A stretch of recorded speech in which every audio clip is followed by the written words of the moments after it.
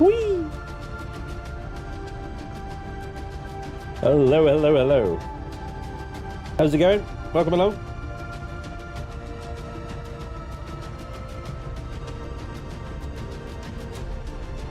Welcome back to Chillin and Buildin. Been a minute.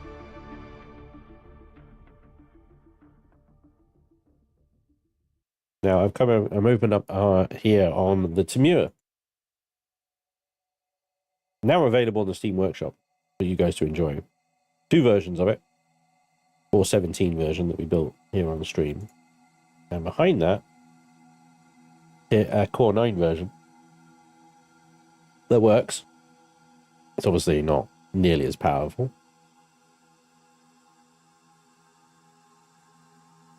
But it works.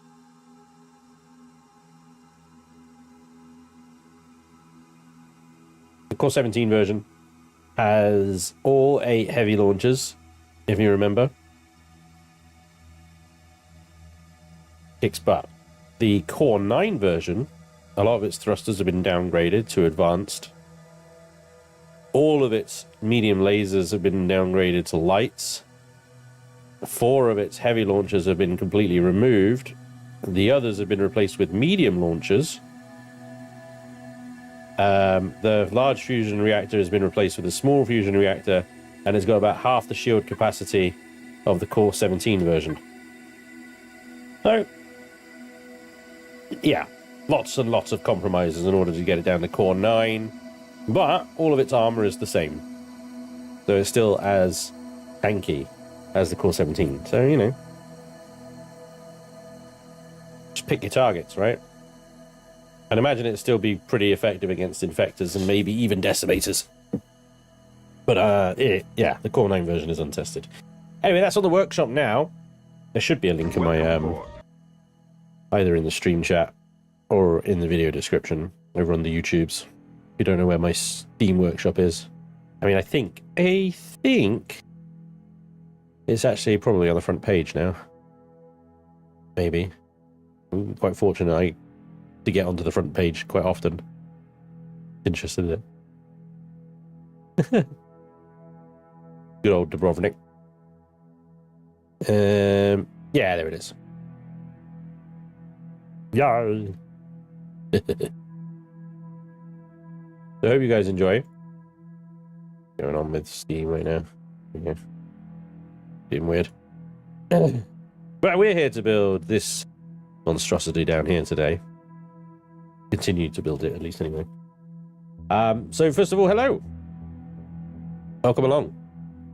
Let's do some hellos in the chat here. We got Aruba, Geo, AD Dude, Chucky, Steffi, Prime, Trekker, Red Eye Sniper, good day, Tyrone, Axel, Kiki, welcome along, buddy. Nocturne as well, Vita as well. Hello, Vita. The budget model, yeah. Cino, hello, Cino. 101. Welcome along, guys. Thank you so much for joining me today. Like I say, I hope you're having a great day. Hey, Stormcrow.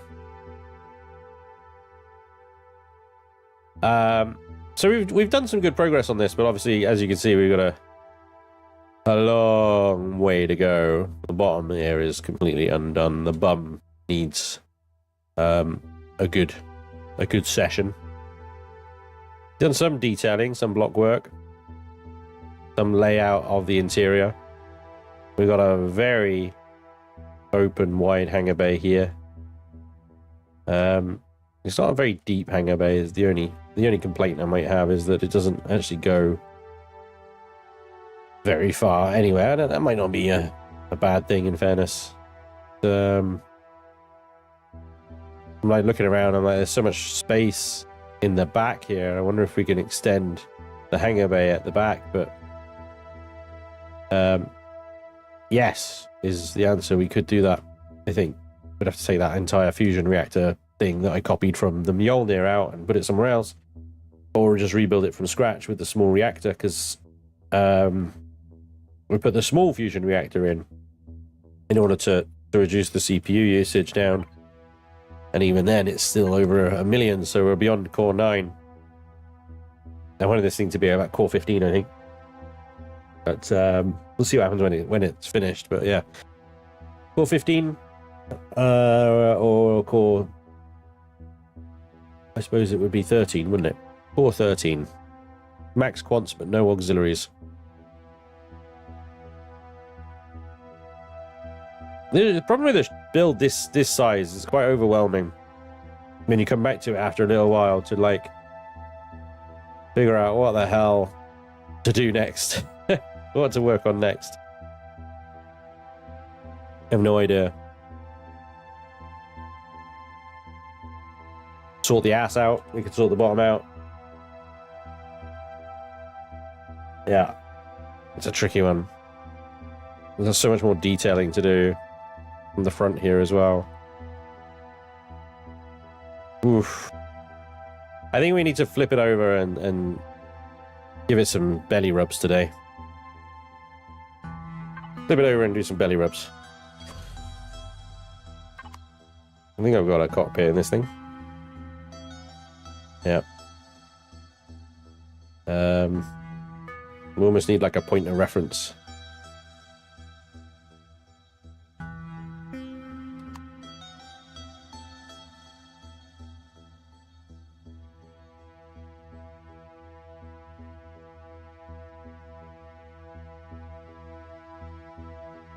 Flip it over because for some reason I just hate working on the bottom of ships at that angle. I don't know why. Why you flip it over, it just makes it so much easier.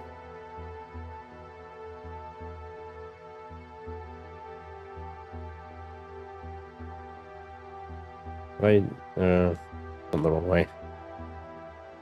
I need to tilt it. Ugh.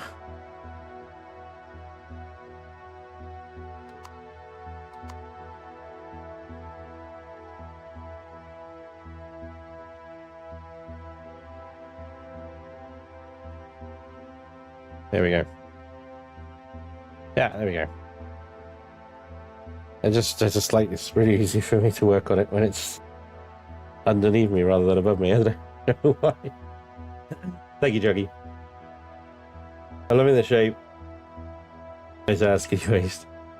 How about internals? Yeah, I'll get to the internals. We mapped out some of the internals, I suppose, and the bridge and stuff like that. But yeah, I try to figure out the external weight because as we did it last time, we moved the engines around a lot. Redid the engines, didn't we? If I'd done the internals before doing that, I think I have a lot more work to do. You know how hard it is to get coffee stains out of ceiling tiles. Hey, Ghost Dragon. Built myself a little artificial horizon that I stick out in front of builds so that I have a point of reference much easier to work on the underside when flipped. That's a good idea. That's a really good idea. Right. We've got some blocks.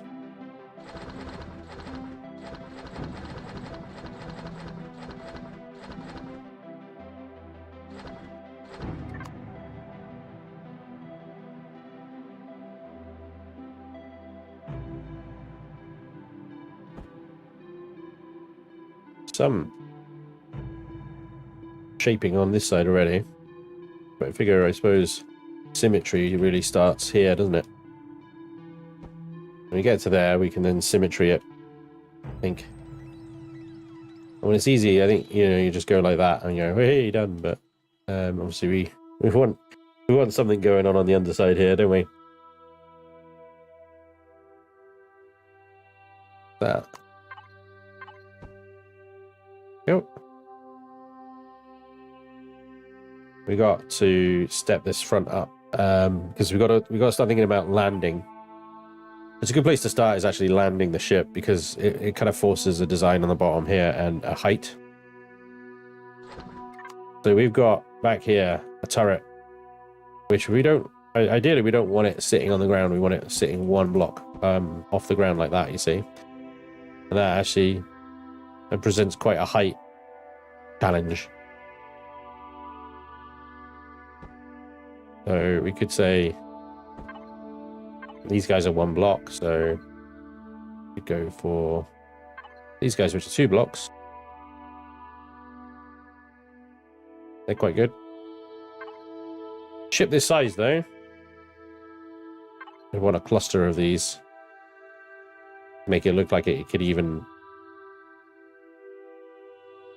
entertain the idea of handling that kind of weight.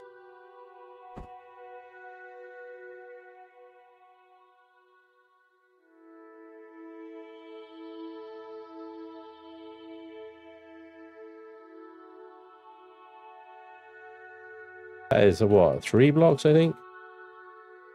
1, 2, 3, 4 blocks. 4 blocks. Of course, the landing gear doesn't actually need to be right at the front. It could be quite far back here. This section, for example. 4 blocks high.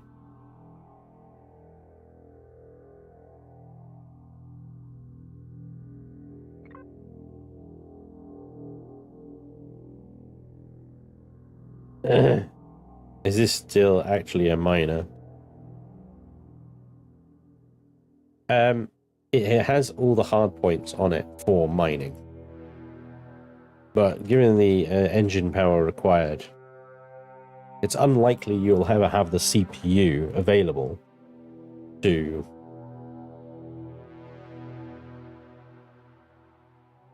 fully use its mining capabilities.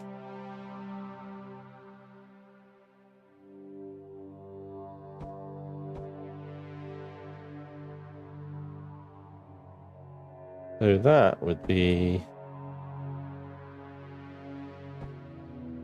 right, right? That represents the ground. Same height, I think. Yep.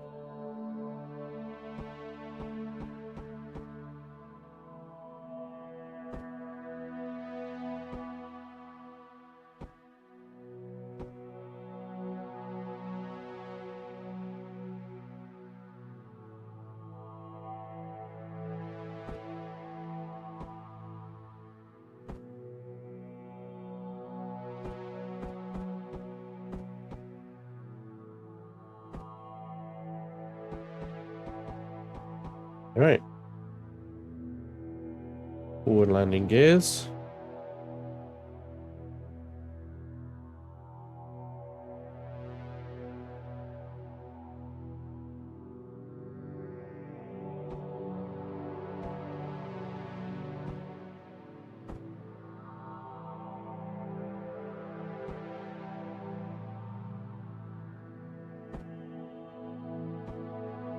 Block higher, so guys need to be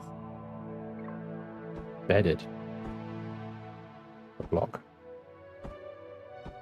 Yeah, the same height.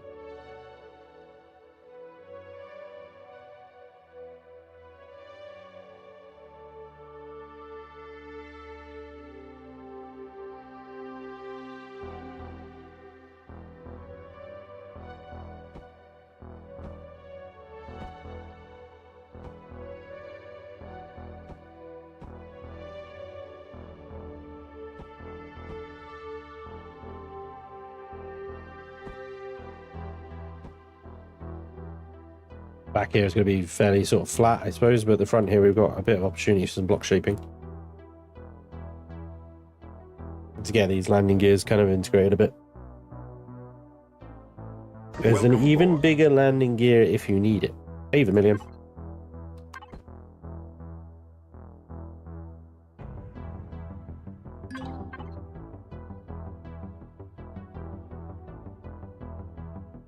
Is there?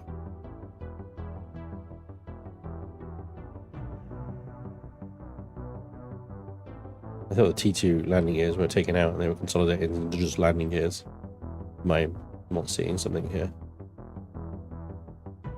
It's the last option. Oh, that one. The super heavy industrial landing gear. Oh, shit. Yeah, look at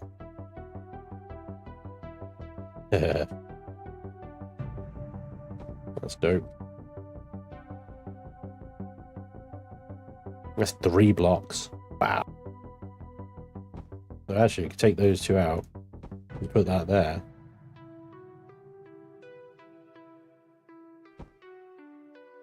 And flank it with another one.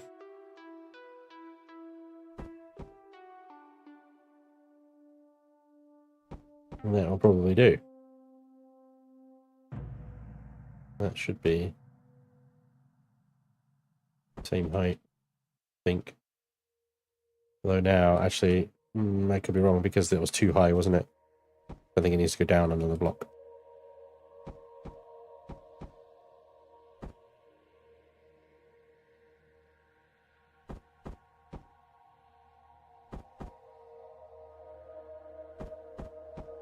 Like that. And then it's the right height.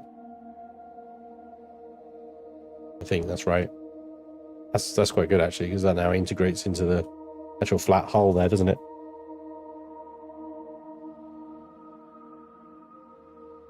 Anyone know what command to use to repair a ship? There isn't one. Not that I know of. Best bet is to find a friendly space station and use space station services, because you can always just cheat in the money to pay for it. Welcome aboard. Find a Polaris space station.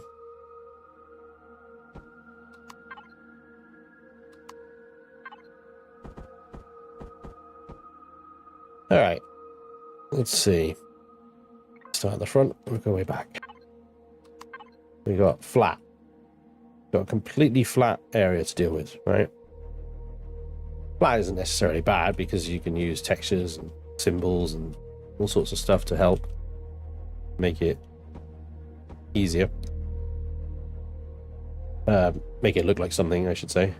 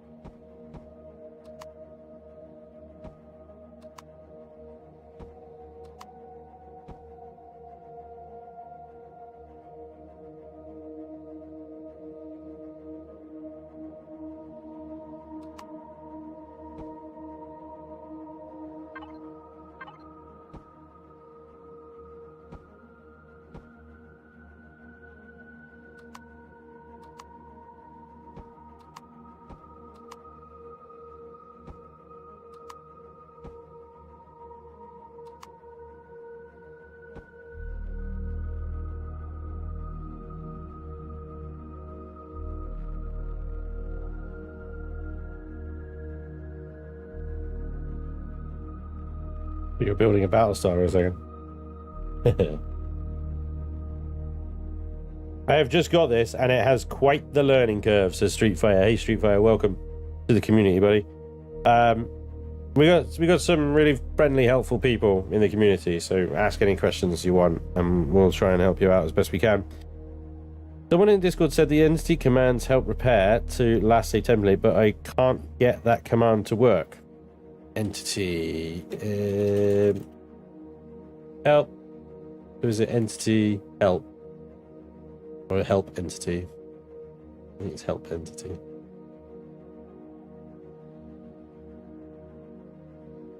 Usage. Entity ID minus repair. All right, let's see. Mjolnir. All right, should have a template saved when it's spawned in, right? So let's see. DI entity ID 1154 minus repair. Structure Mjolnir full core ID stored from blueprint. Oh, there we go. There is a command that can do it. My mistake. I apologize. There you go. It does work. But yeah, it would definitely be an admin thing. You can't, if you're on a server and it's not your server, then you know you might say server no permission. And if it says server no permission, then you know, you're gonna have to get an admin to do it for you.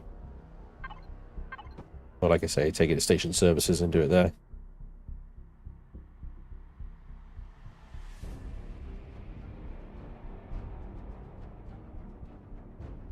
I didn't know about entity repair. I'll be honest, that was exciting. Right.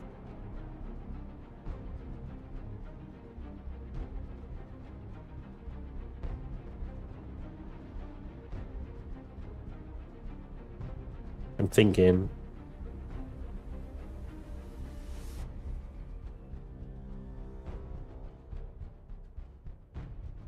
Trying to think about how to make this kind of something to look at other than a flat surface, and it's taken me a little while to figure out right now, so I apologize.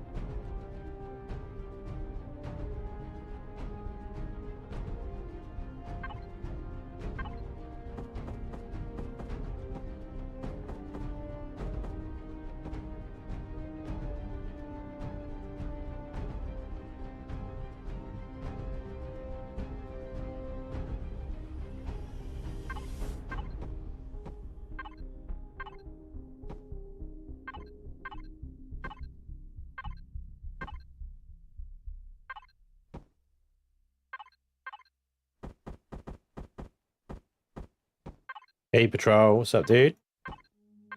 Welcome along.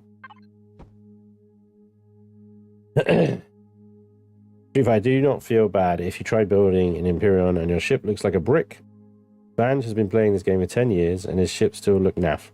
He hides it well with texturing. One of the best ways I found to learn about building was downloading things from the workshop, tweaking them to my preference. Eventually I started making my own stuff. Now, if after all this time Spanj is still learning new tricks, that's kind of scary. And then there's the whole snapping thing that they introduced a few updates ago, and I'm just like, nope. It's like, cut me off. Yeah. Building parts, and then you can use snap them together, so you get like a whole construction set inside the end menu here, And then you just like click the one you want to add, it snaps to the next bit, and then you click the next one, it snaps to the next. Oh my god. In principle, it sounds amazing because it's like, oh my god, that's going to save so much time.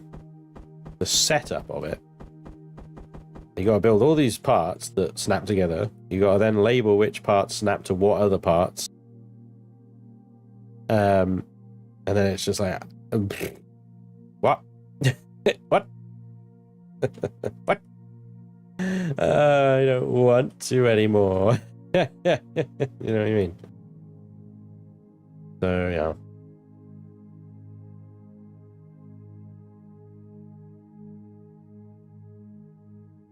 He doesn't use mirroring when it would make his life easier.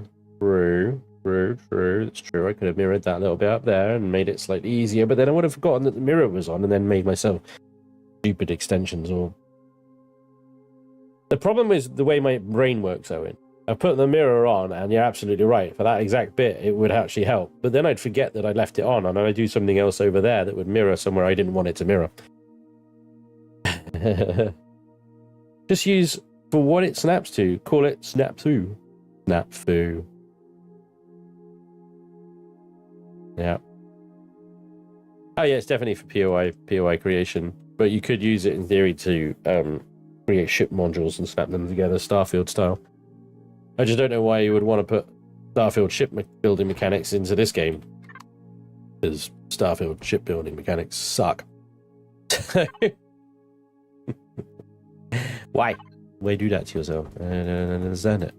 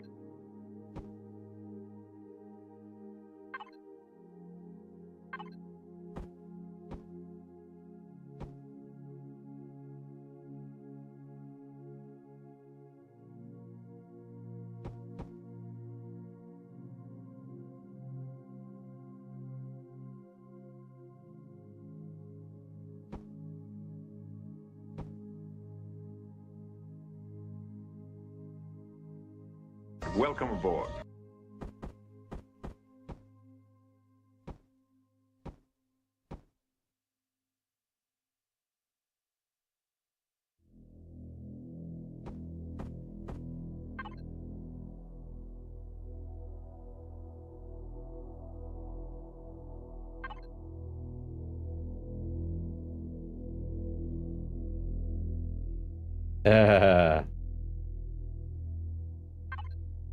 Yeah.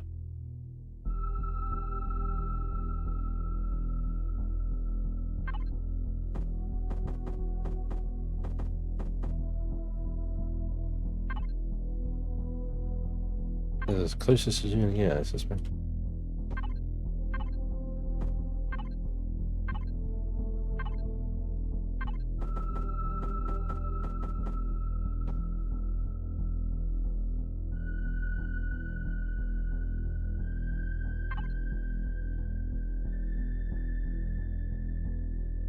I'm trying something. I don't know if it's gonna work.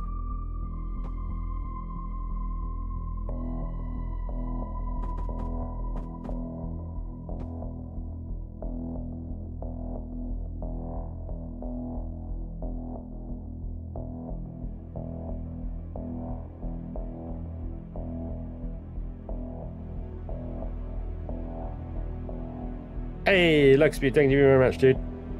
I appreciate that. Thank you, Luxby. That means the world, dude. I'm learning about this game before of the Epic Store freebie. Nice.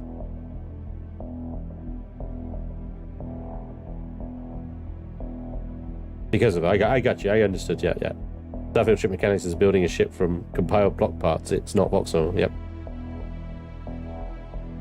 I think all the caffeine in weed is affecting my ability to type and spell constantly. To be honest, mate, you're doing better than most people who aren't even on caffeine and weed, so you carry on. Thanks for him. Read that one already. Now, what are you going to do with the top?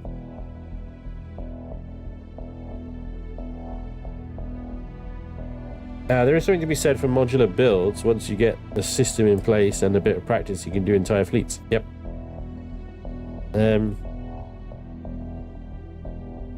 Yeah, I mean, you know, ship construction sets and stuff. I mean, I tried to do it a long time ago. I did the whole space station construction set. You know, I've still got the modules. The MSS? Yeah. The modules for the space station. So you can download each of these. I did a whole construction set blueprint on my workshop. And then you copy and paste the modules you want. And just add them to like a primary module. And you can build yourself an entire space station modular. Lots of different hangar modules, garden modules, solar panel modules, dry dock modules, connectors, la la la la la. So it's something I've done before, but I don't need the snapping thing to do that. I mean, it might make it easier, I suppose. But in a way, that almost limits you in a funny sort of way.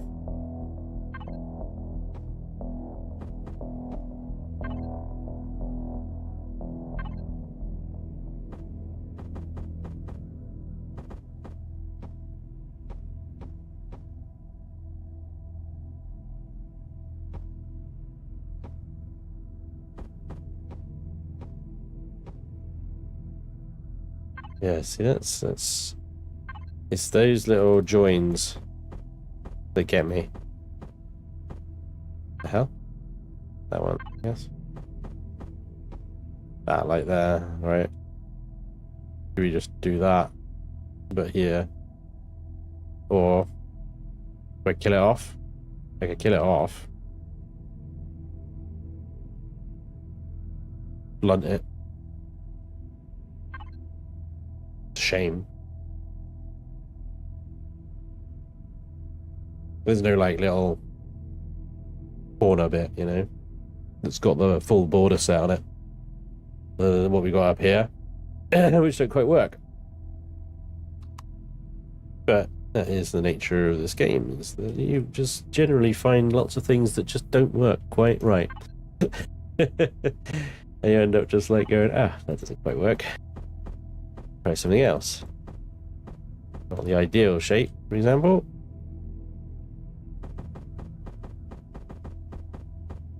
But it might work better than what we got. Within the limits. And then we could just paint the cover block, or whatever I want to call it, jet black, and it might look a little bit like it fits in there. Something like that. But that is a big freaking window, isn't it? There's a big old window. That's what she said. Mm-hmm.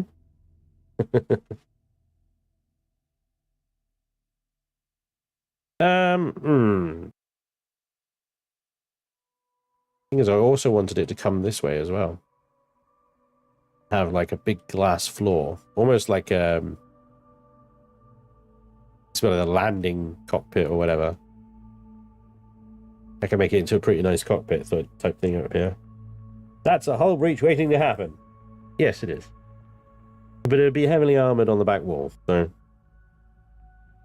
what way are you doing the floors inside?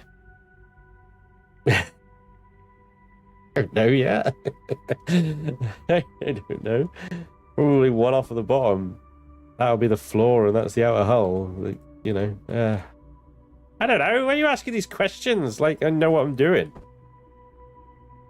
Don't you... I mean, are you new here?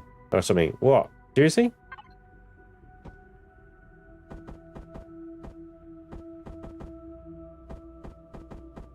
See, that one works. I can do that. That will pass. This one, however... This will not pass. I mean, it won't pass that direction, but...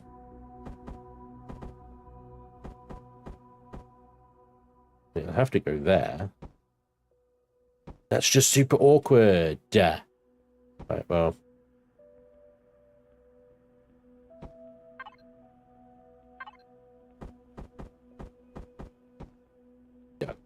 Yucky, yucky, yucky, yucky. Like inserting squareness in something that should be angular and beautiful. I get out of there and just have the glass run out the side. It just won't have a border, I suppose.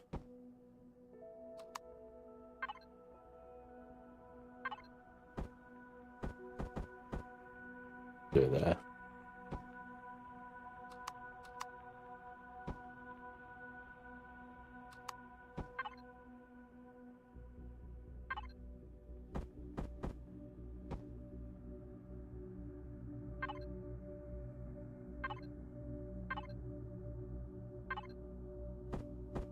Further good news, I mean, I've chosen an angle here that doesn't fit the glass anyway, so...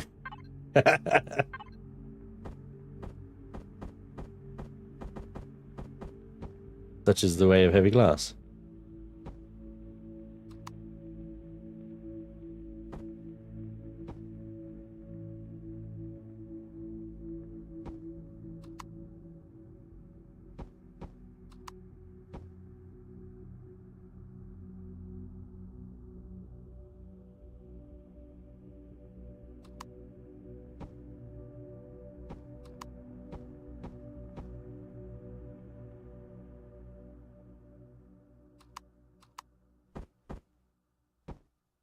Oh, it's just a bit of a mess, isn't it? The outside, it looks okay. I suppose that's the important thing, because this isn't really somewhere you're going to be using. Just like a little decorative bridge.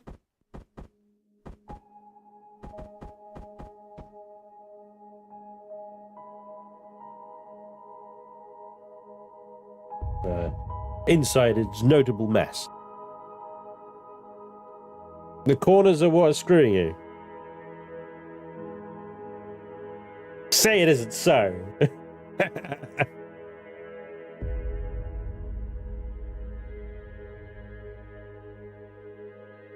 I think it was alternate recipes that did it.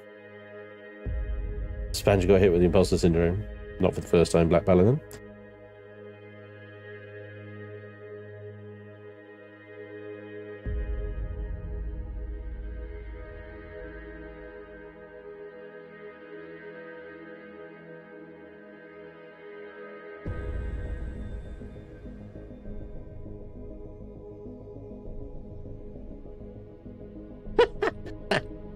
You're on one today, aren't you, Owen? Damn.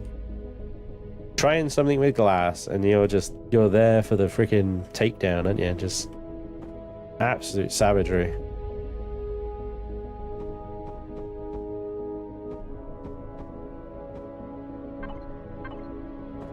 No hostages. Just straight up brutality.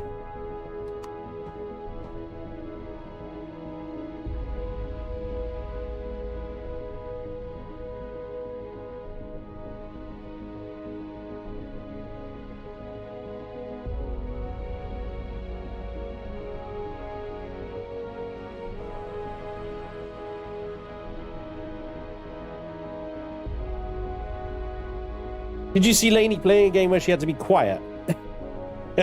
I saw that she was playing Quiet Place, but I wasn't able to get in on the stream, unfortunately. Well, that does sound ridiculous. Ridiculous. There's just that freaking... That bit there. That bit there screws me. The problem is I don't really know how to handle that. I could put that there, and that would then F it completely. I mean, it would look better from the outside, but then you'd get this horrible crease here and a whole freaking gap, right?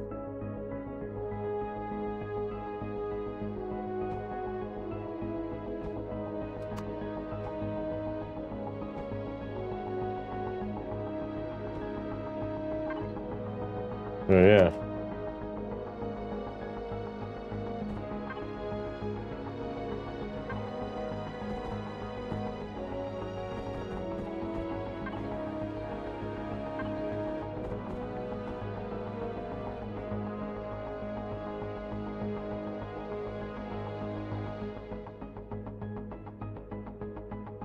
That's probably the best I can get it at the moment.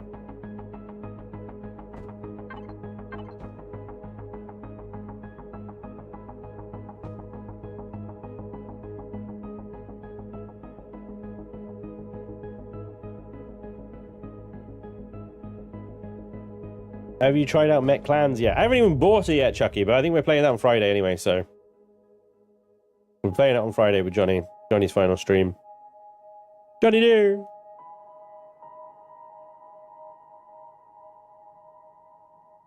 When you want to start playing... No creating mode. I play every Friday.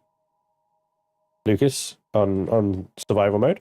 You want to come along tomorrow's stream? I'll be playing Reforged Eden in survival mode. As I do, like, at the moment, almost every Friday. I wasn't on last Friday because I was on holiday.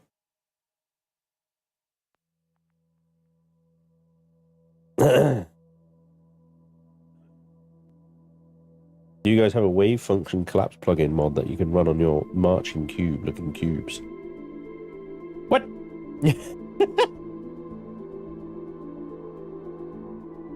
What? Was that even... I think you're on another plane of existence there, buddy. Possible.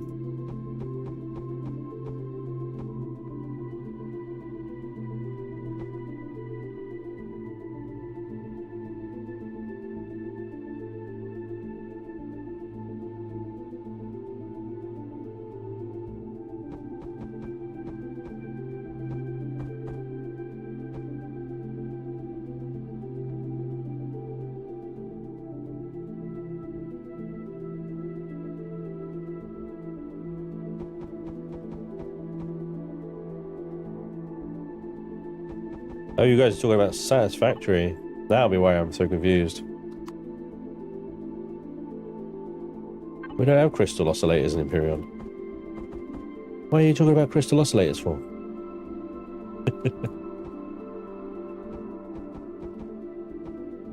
Now it becomes clear.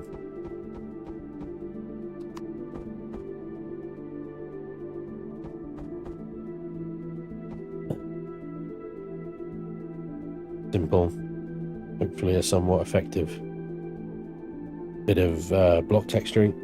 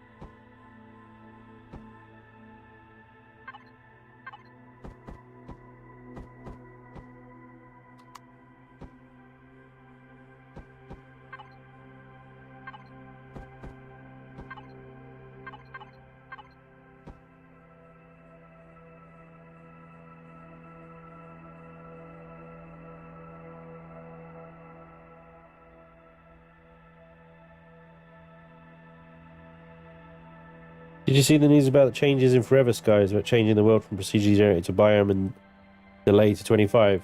I did, Trekker, yeah. I did see that. Interesting choice, isn't it? It's... I don't know if it's a good thing or not. I mean, usually I'd find worlds built by hand far more compelling than worlds built by procedural generation. And one of the things about Forever Skies is the world is very samey. You can tell that POI placement is random, the generation of terrain is random, there's no variation in any of it, and I think addition of biomes is going to really help tell the story better and also represent Earth better. So I think it will be better on paper. It's better, in my opinion. Whether it's executed better or not, I don't know. We'll have to see. Won't we?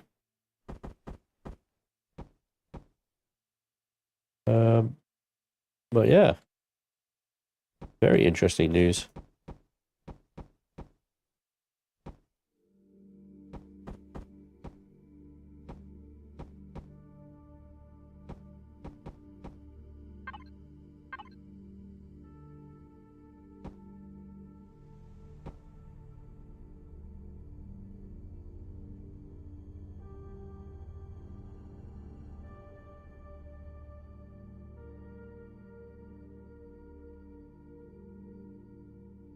I prefer a good handcrafted world, but I really like the procedural option.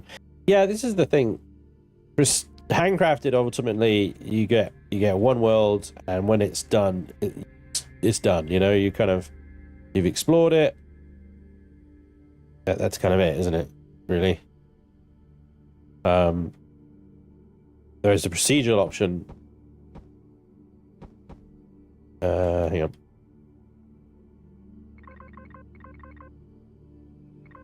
The procedural option basically gives you, in theory, unlimited content, really. Handcrafted has little replayability, yeah. You've summarized that perfectly, Vermilion. As always.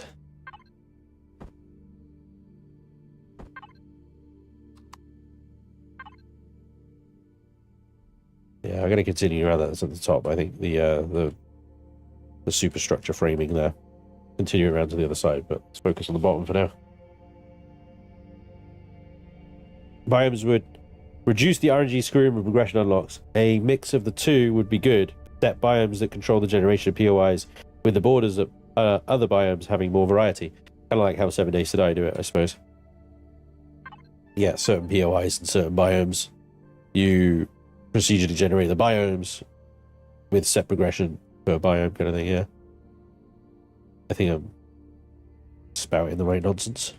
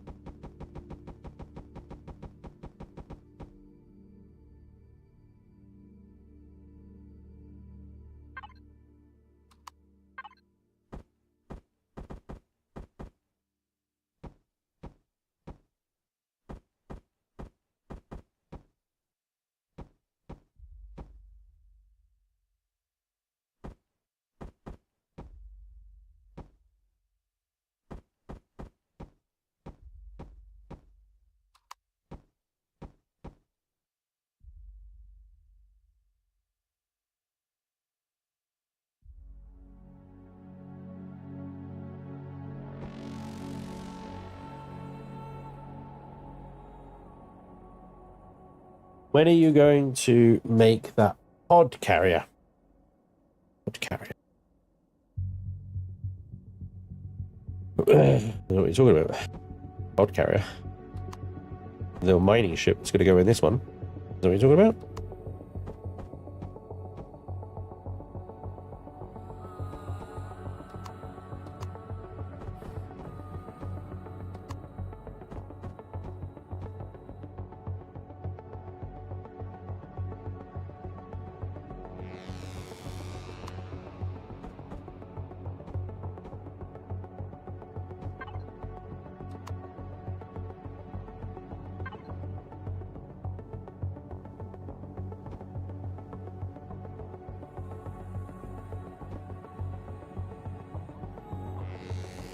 Hey, Iron Bucket, welcome along. No, there's guy on your server that flies around a mobile city, something like that. Oh, okay. Good for him. Nope. Not making that.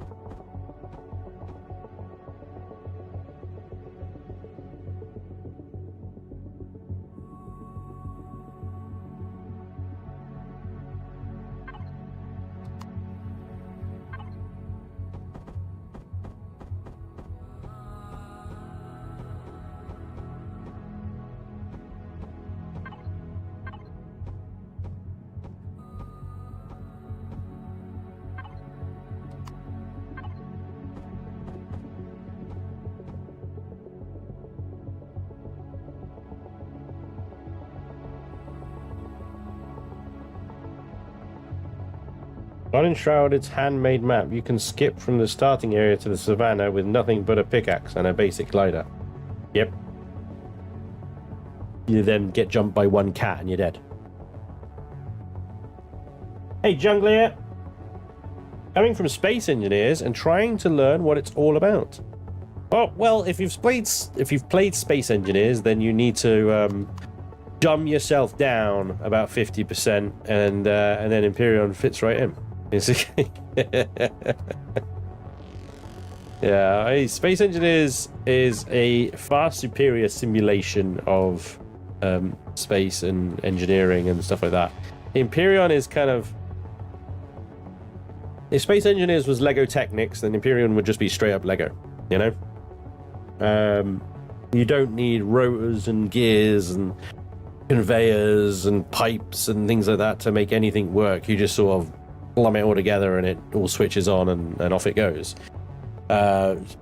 These thrusters, for example, here, they're not connected to anything but the blocks themselves, and they don't even need to be connected to the blocks, to be honest. They'll just work. They're part of the grid, as you might know it as, and they just work. They don't need to be connected to fuel tanks and shit like that.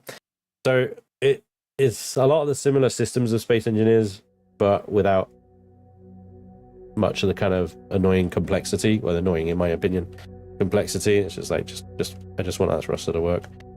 The official developers would say you could pretend that these blocks are essentially where all the gubbins and stuff is in, but yeah, it's up to you. You want to make up half the game in your mind, then go for it. But the thing that Empyrion does have over Space Engineers in spades is stuff to do with your ships. Once you've built ships, bases and stuff like that, you have enemies to defend yourself against or go and attack. You have an entire galaxy of stars to explore. There's not just one solar system. It's thousands and thousands and thousands of solar system. Every star you can see on this map, you can go to, and it will have a system of planets, asteroids, space stations, and encounters around it. If you add the Reforged Eden 2 mod to scenario, rather, to Empyrion, it adds even more content. It spreads out progression a little bit nicer so that you're not done with the game in a week. Yeah. And it just gives you so much more to do. You got trading you do. There's missions to do. There's storylines to follow. There's entire territories to explore and find different species and stuff. It's just like, it's absolute leagues and leagues above Space Engineers in terms of actual game content. But again, Space Engineers does have more flexibility when it comes to buildings. You've got rotors and pistons and you can do all that shit. You can walk about on a moving ship in Space Engineers. You can't do that in Empyrion because of the colliders and stuff and various other technical reasons. Apparently they did get it working, but it caused so much lag that it made the game unplayable. So they took it back out again. And then once you kind of get over the not being able to walk about on a moving ship, which... And a lot of people really complain. They got a real hang up about the game for that one reason. And I'm not playing until you can move about on a moving ship. And they staunch sort of defenders of that particular functionality. But actually, when you have experience with the game and you realize actually what you can do on a ship and what you're doing while the ship is flying and stuff, there's very little reason to get up and walk around your ship while it's flying. The only reason you might want to get up and walk around your ship while it's flying is to go and tend your garden. Or maybe go and repair an SB or a HV by hand. You know, things like that. Tinker with stuff. Because all the controls, constructors, everything you can access via the menus anyway. You can access via the control panel. So you can build things via the control panel. You can create food and medicines via the control panel. You can manage ship's inventory via the control panel. The only stuff you can't do via the control panel is, like I say, tend your farm, if you've got one even on your ship, or tend any docked vessels you might have inside your ship. But then the systems are so small anyway, by the time you've got off your ass, gone to the hangar bay, you've done some repairs, you'll have to turn your ass round again, go back to the cockpit, because your ship's about to plow into a planet, asteroid, enemy, something. Anyway, so the reality is, walking around on a moving ship doesn't actually add that much to the game at all, other than maybe some immersion. Which is, you know, a good thing, I agree. But it's not the end of the world, and I don't think it's a deal breaker not being able to do it. I've gotten used to it now. It doesn't matter to me. Would it be nice? Sure. But if what the devs say about adding it in causing unplayable amounts of lag and stuff, then keep it out. I don't want it. I'd rather have smooth than a laggy gimmick. SC just had an update with some NPC missions. Well, they're catching up. Sucks some oxygen because you didn't turn it on, yeah. It's fun to move in Space Engineers until your relative dampening fails and you get bounced around and killed. Ah, Clang. The great almighty Clang. I mean, there is a form of Clang in Empyrion. You know, ships can glitch together or glitch out. You can sometimes, like, randomly just die in your cockpit because you got shot and it didn't register the cockpit's armor or something like that. You know, there's loads of little fun glitches and stuff that happen that really shouldn't, you know.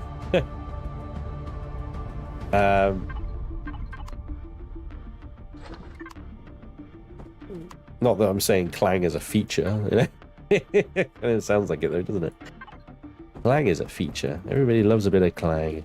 I mean, it's so, like, accepted in Space Engineers, isn't it? Clang. Oh yeah, you got clanged again, well done. And yet in Empyrion, everybody absolutely melts down at the slightest little bug. I run invisible blocks, this game sucks. Yeah, that does happen. You do have invisible blocks.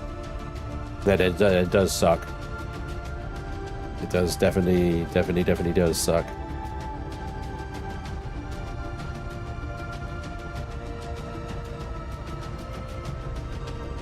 But ships can definitely look 1,000 times better in Empyrion than they can in Space Engineers as well. Don't get me wrong, the creations in Space Engineers, the ones that I've seen, are amazing. The fact that you can paint and texture ships in Empyrion is just adds so much more, I think. It really does.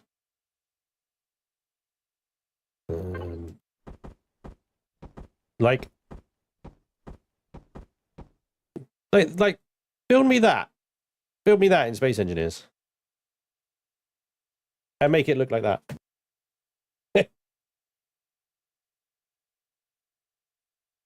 Clang is working as intended, as every bug in Dual Universe. Oh god, let's not even get started on Dual Universe. No one multi-crews. Whenever someone demands walking on ships, they always list that fictional scenario. Friends. That's the thing as well. It's like, oh, well, we got people and they got nothing to do while I'm traveling. They could take a turret, you know, patrol, I guess. But I mean, they're right on to some degree.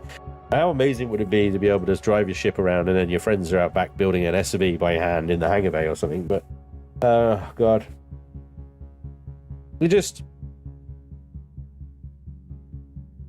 wait. It doesn't take that long to travel through systems, especially if you're using the micro warp jump drive. And to be honest, at the point in the game where you're actually exploring systems and trawling them for your resources, which does take a long time, you've probably all got your own ships anyway, and you're better off splitting up and going your own ways to bit quicker explore the sector rather than all hunching down on one ship and it taking 5 times longer. So yeah.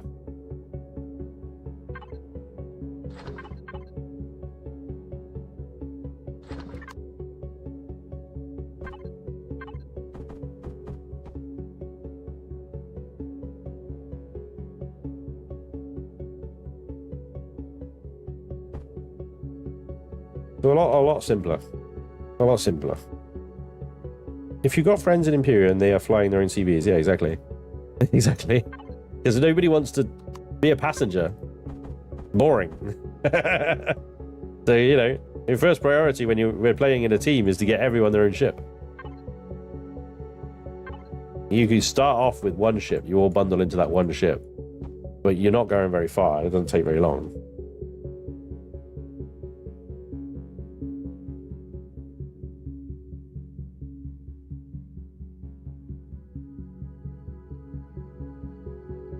Alright, so I think we can turn symmetry mode on and start working on this midship section now, because I think I've done some block shaping there. I think it's enough. It's difficult with a ship this size. I want to make every bit of hull look somewhat interesting, but at the same time, if you overdo it, you're increasing the size, class, and complexity of your vessel, which could introduce lower frame rates and lag. So sometimes having a smoother, blanker hull, as boring as that is, or can be, is better from a performance point of view anyway. We try and integrate some hydraulics around these landing gears, make them look like there's some good high pressure sort of hydraulics going on around this thing. So we put these hydraulic tanks in, and we'll do a bit of block shaping around them. I think complex. I think that'll do. Bring that over there.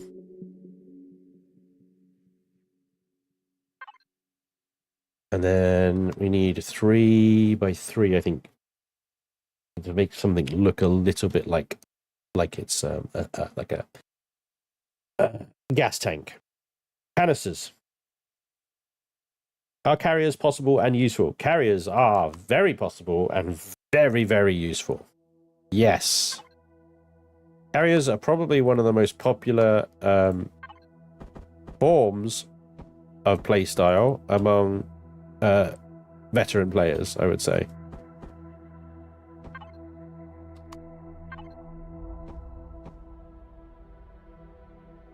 Yeah, absolutely possible.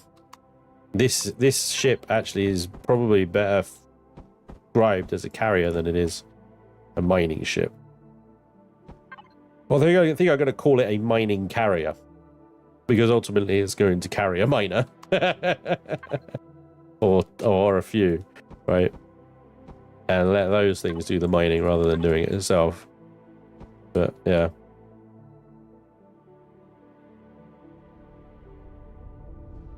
Take that. Let's do that one more there. And so we got this whole thing going on in here, and then we got to be careful here, because if we use the control drag, right, it will override anything in the symmetry path. So if you drag through that landing gear, if I do that, right, over on this side, it'll only place the blocks around that landing gear. It won't override the landing gear.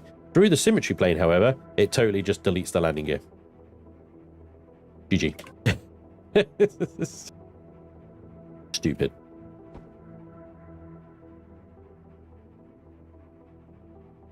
There we go. There's some nice hydraulic looking things around there. I think that'll look quite good with texturing once we add that in.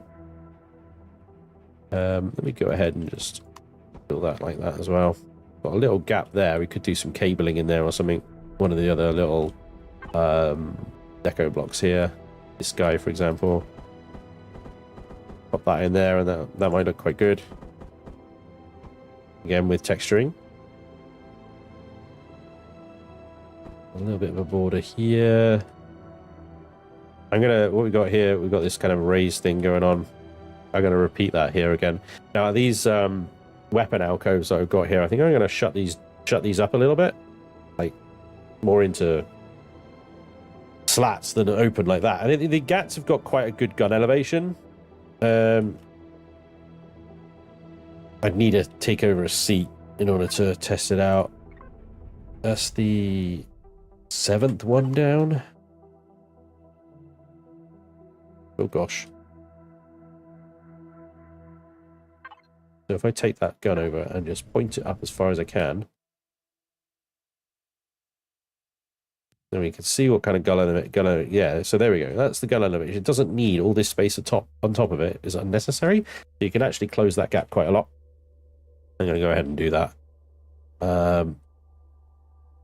So we're going to take out that amount there. Yeah, I think that's good.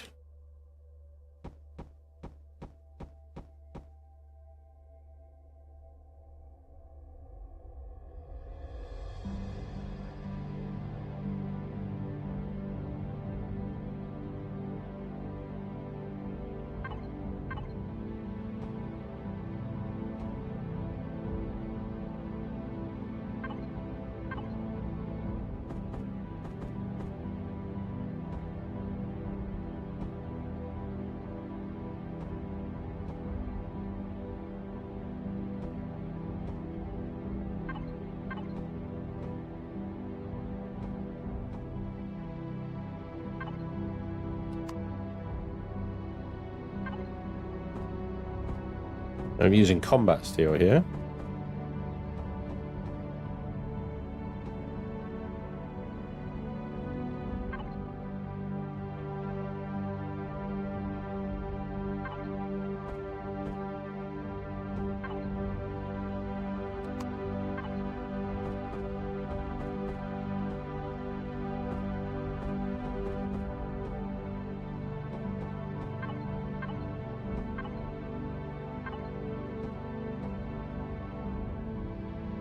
I'm just going to bunker that in a little bit more like that, basically. Now these turrets, remember, these are on the bottom. So actually shielding these guys is probably better anyway. And there we go. Still got gun elevation.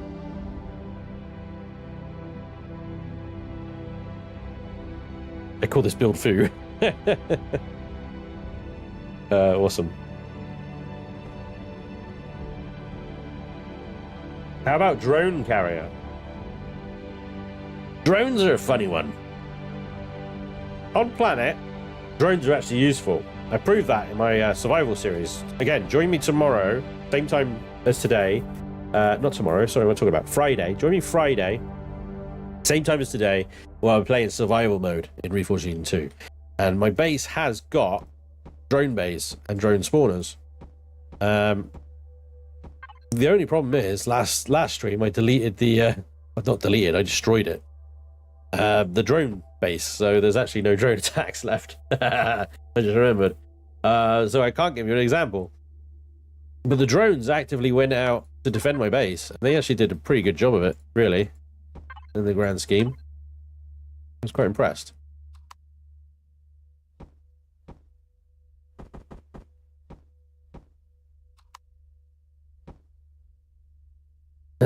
Right. Now, if I bring this out, it's going to obstruct that thruster a little bit, which isn't the end of the world. The obstructed thrusters feature isn't even turned on 99% of the servers anyway. It doesn't really work properly anyway, so not too bothered about obstructing it, to be honest. So is this like creative mode or a build using resources to make? And this is creative mode, yeah. Thursday's been cancelled this week. Awesome. Yay. We're going straight to Friday, people. Right, so those ridges, let's try them without the smaller bits so they stay lumpy. Would keep the shape a bit more interesting, maybe. Oh, right. You mean take the corners out like that? No. No. Although I appreciate the suggestion. I think I can see what you're trying to get at, but it works. It works longer than 2. So like this, right? Where you have like little breaks like that. If you've got a long kind of slope, having it broken up like that looks good. But when it's only 2 like that, it just looks like blocks are missing. Jungler, you're welcome, dude.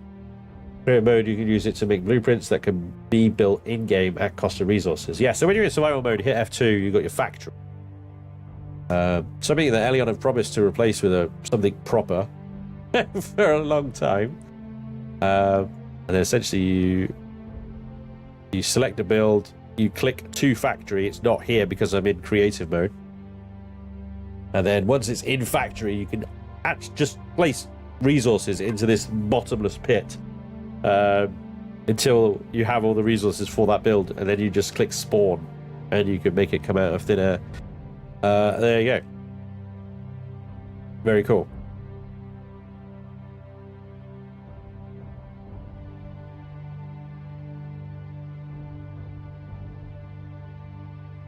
OCD compatible. I try. Right. We got that landing gear there. I might continue that on the other side. Oh, let's copy the landing gear. Let's copy that. That is a nice little shortcut. Control right click, and it will copy the block you're pointing at.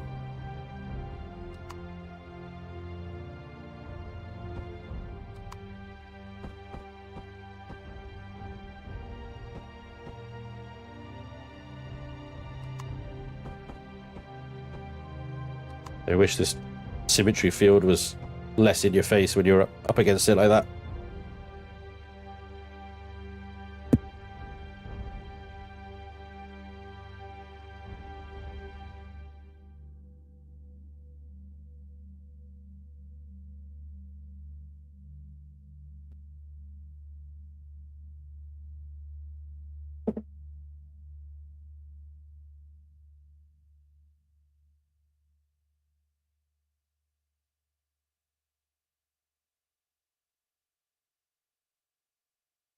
My first blueprint ate my resources.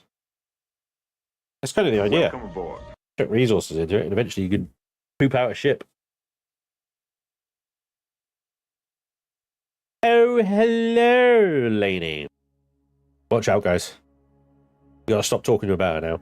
All right. She's here. Well, no, that's a bit shit. Let me undo that. How are you, lady? How was Quiet Place?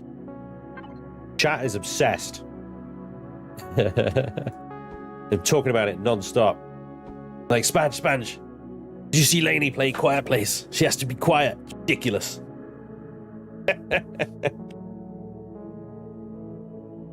I'm gonna guess you weren't quiet. I'm sorry I missed the stream. I did see you streaming, but wasn't able to join at the time.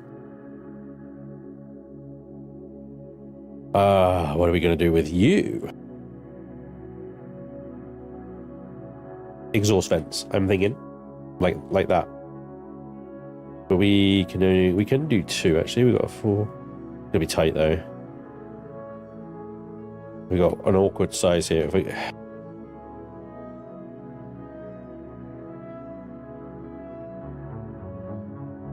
I'll tell you what, I'll do.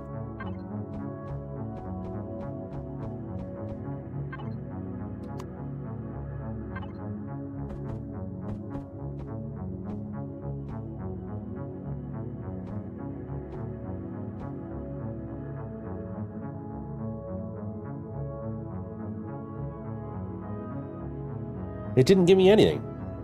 Right, but have you put enough resources in, Jungler? Because you have to put... I can't show you, unfortunately, but, you know, you've got all these resources down the side here. When it's in factory, these have all got to be green. If any of them are still white, you can't spawn it in. It won't let you.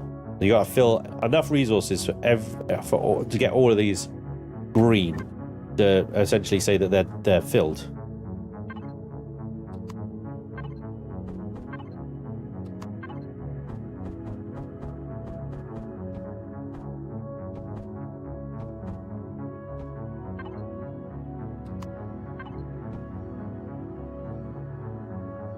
Oh my god, it was so funny. Lainey got betrayed on Quiet Place, and it wasn't her fault. What? Did Iron Wolf get you again, Lainey? Because he is on one at the moment, I tell you. He is on one.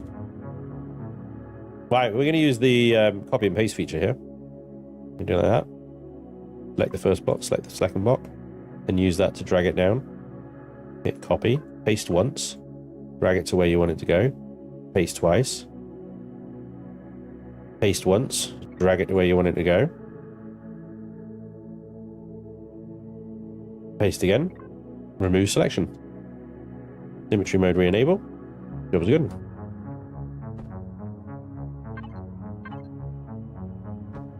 Did you follow that, or was that ridiculously fast?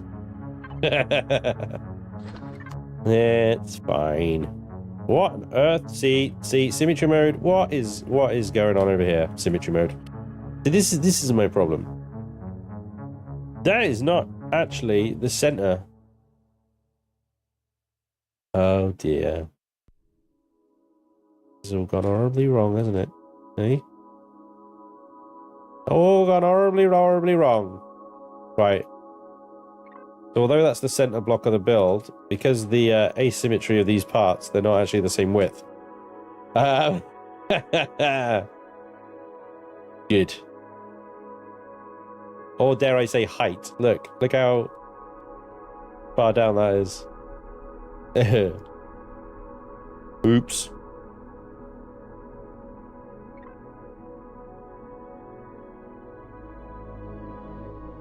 Cut, paste.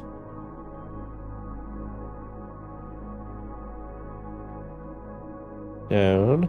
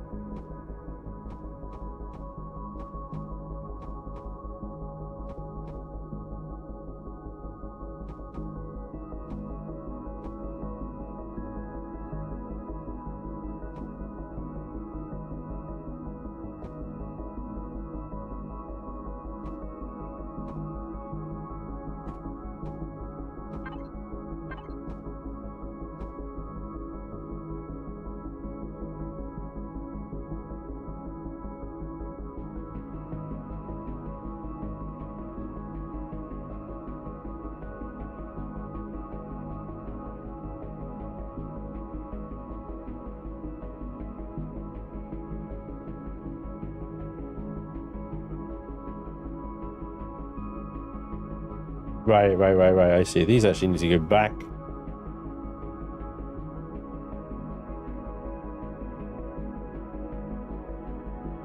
Back and up, I think.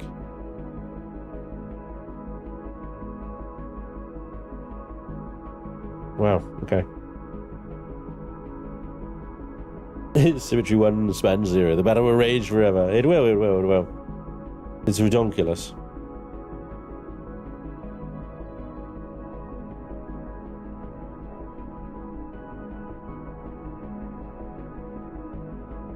Have you seen the No More Room in Hell 2 game? Might be good for the Chaos Crew.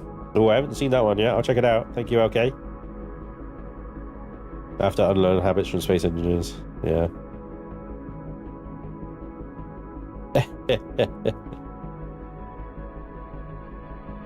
Does that not block lols on those turrets? Only... not really, no. Because as I was trying to prove on that one, look at that is maximum elevation on that turret. That's maximum elevation. So it would only block firing maybe at this angle. Like if it wanted to fire this angle, might not be able to rotate that way. But that's fine because there's a myriad of other guns over there that will be able to shoot it. So these great work as decoys anyway. So yeah, it's because the shaping on this thing is much more angled on the side, whereas that is obviously flatter. And that has led to this disparity here today.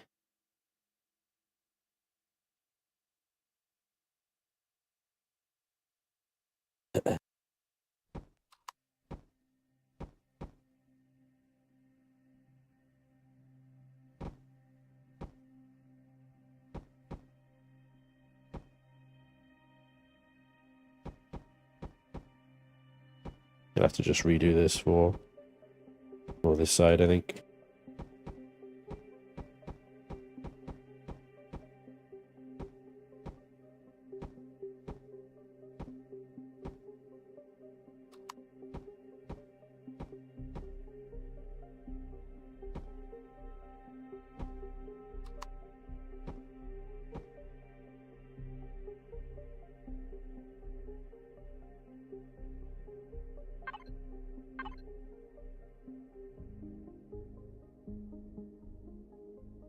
Yeah, that doesn't exist.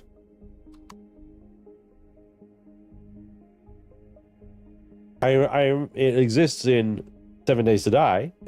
In my head, I know exactly what it looks like as a block in 7 Days to Die. It doesn't exist here in Empyrion, unfortunately. Need it that way round, but same orientation. Are the turrets on that side one block lower? Yeah, I think they are. Actually, 2 blocks. 2 blocks lower. They're so much higher on this one. On this side, they would be here.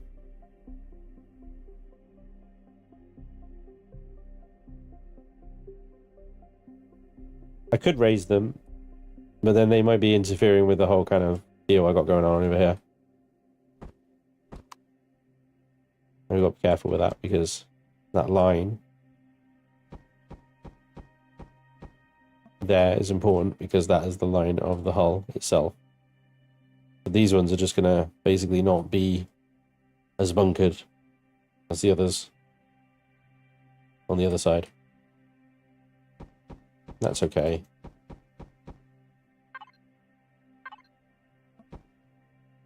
I'm not on symmetry, so that's fine.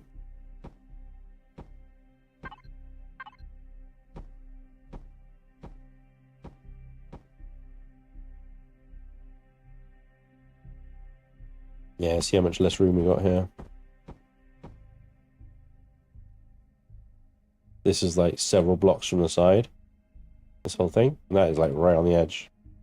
Because of that sloping. The same width, but you've got this slope here. That changes everything.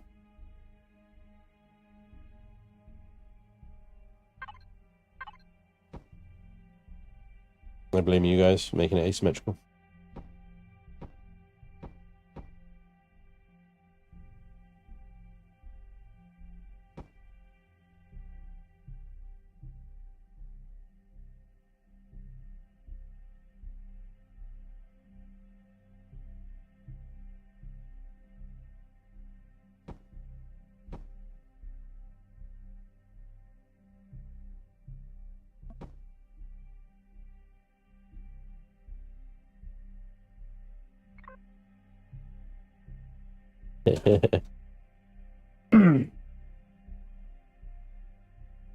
Redesign the guns again.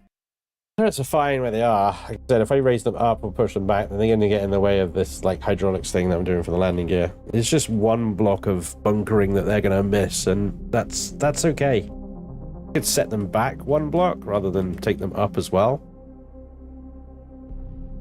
Then they wouldn't be in alignment with the ones underneath unless I did the same thing. I say underneath on top of, unless I did the same thing with the ones on top as well and push them back to bunker them as well. Which you can do. There's nothing saying I can't do that. These guys are only one block in, and these guys are on the slope there, aren't they? So they're the same basically orientation on that side.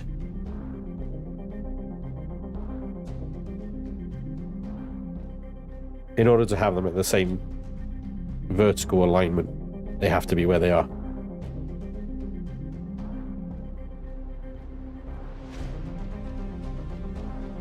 It'd be interesting to have a planet that is 7 days to die. Plays game crossover.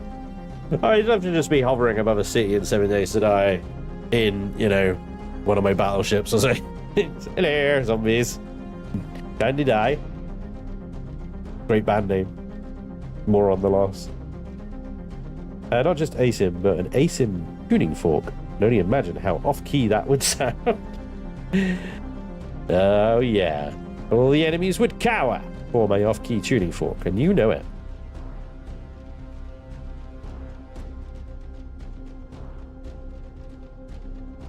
Does the ship have a name yet? No. No, it doesn't.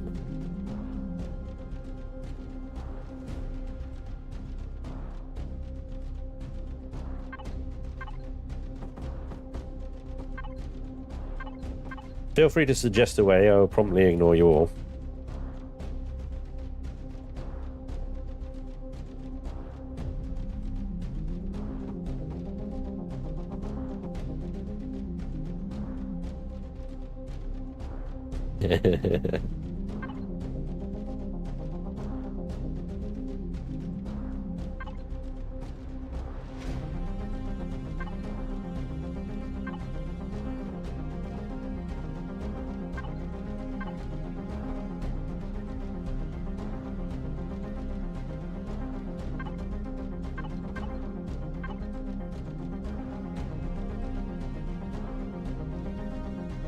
Excuse me.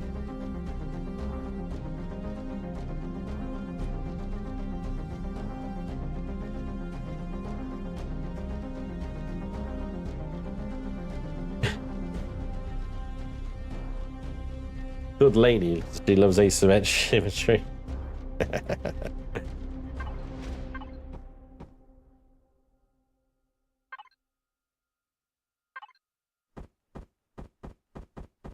Trying to convince her to, you know, play the game, guys.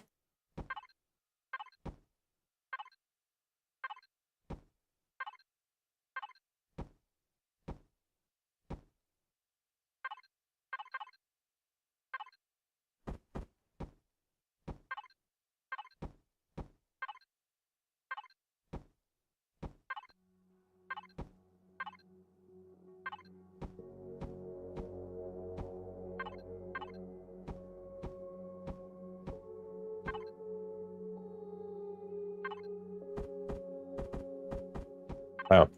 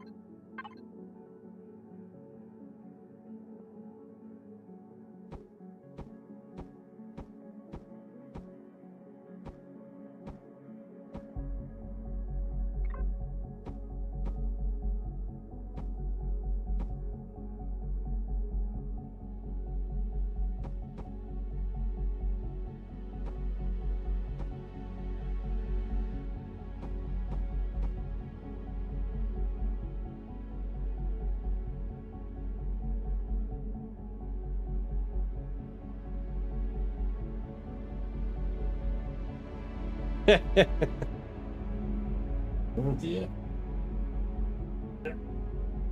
First time in a while. It's getting a little too cold in the room. The Spanj flat miner, yeah. But I can't milkshake anymore, says Laney. The last time it was a catastrophe. Laney doesn't understand the concept of PMI. I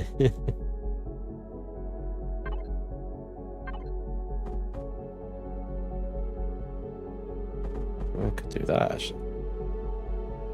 Could do that.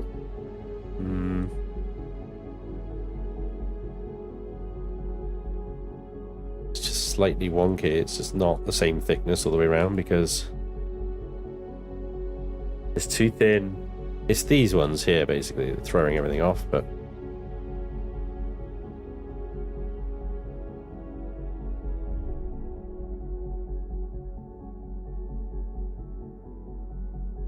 suppose... Let me try something a second, hang on.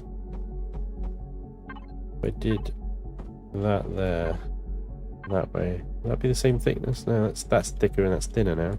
There is no way, I don't think, to do it. Right, you know what I mean?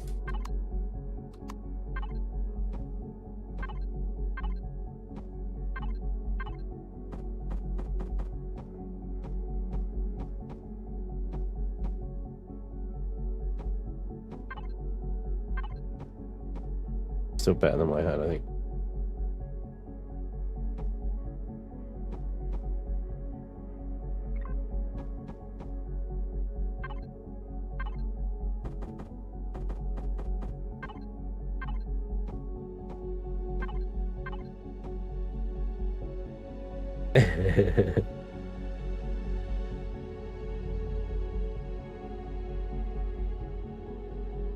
Oh, Jungler, tell me about it. I haven't played Space Marine 2 yet. I've played a bit of it. I played a little bit of it, and that's the annoying thing. I've only managed to play a little bit of it, and I fucking love Space Marine 1, and Space Marine 2 is awesome. I want to play it. I want to play it, but when? I say when? Maddening.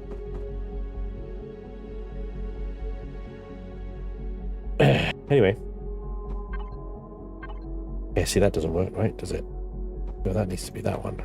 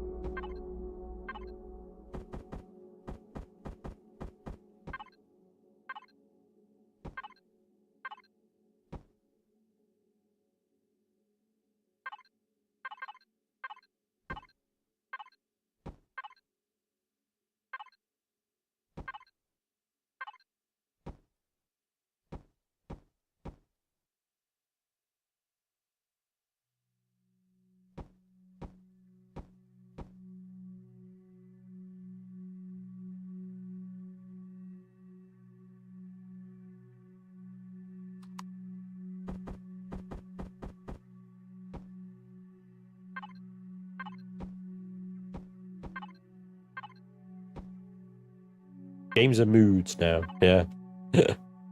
You're absolutely right. They are.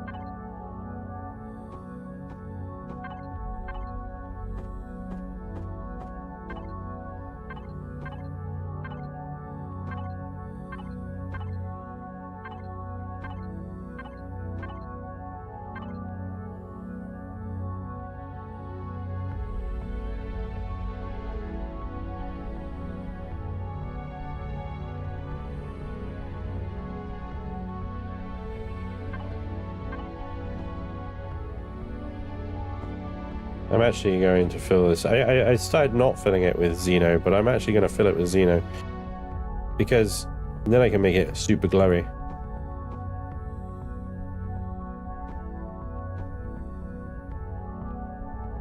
Except that could be problematic. Well, we'll have to just work around that as best we can.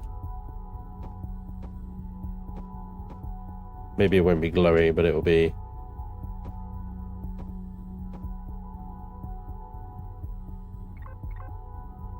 Yeah.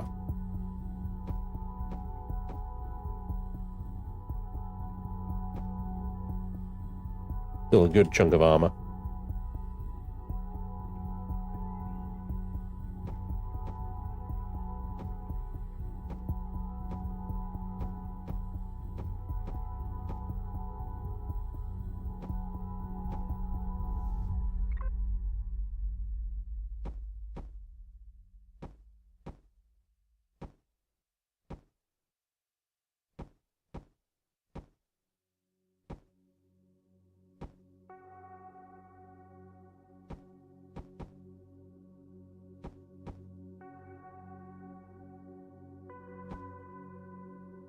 Yeah, it won't be a glowy ring.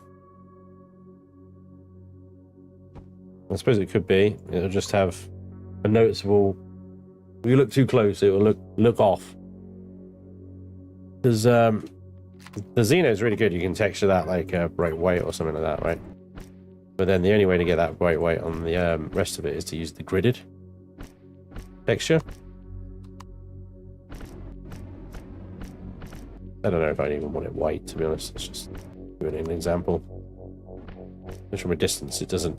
You can't really tell the difference, so maybe that'll work. How good is combat with NPCs? Rather, what is it like? So, it's okay. It's okay. I think the thing with Empyrion is it does a lot of stuff, and some of it's just okay. You know, it's a jack of all trades. But if you're like me and you sort of grew up with Doom and Quake and all that stuff, then the shooting mechanics are fine.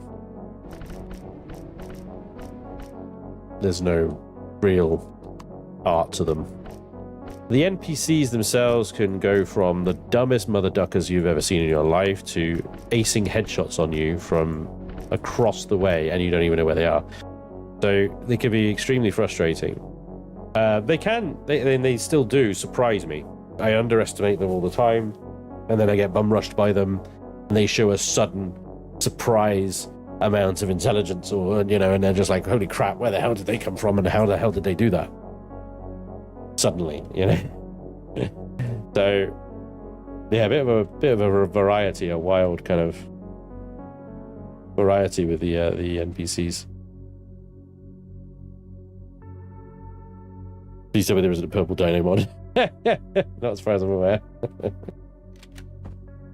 You'll find some NPCs infuriating, funny, dumb, stupid, impossible. You'll learn which ones. Like the Xerax, they're quite fun to fight. They're not very smart. They're a bit dumb, but they have the most variety. They can kick your ass, but you can also absolutely just wreck them.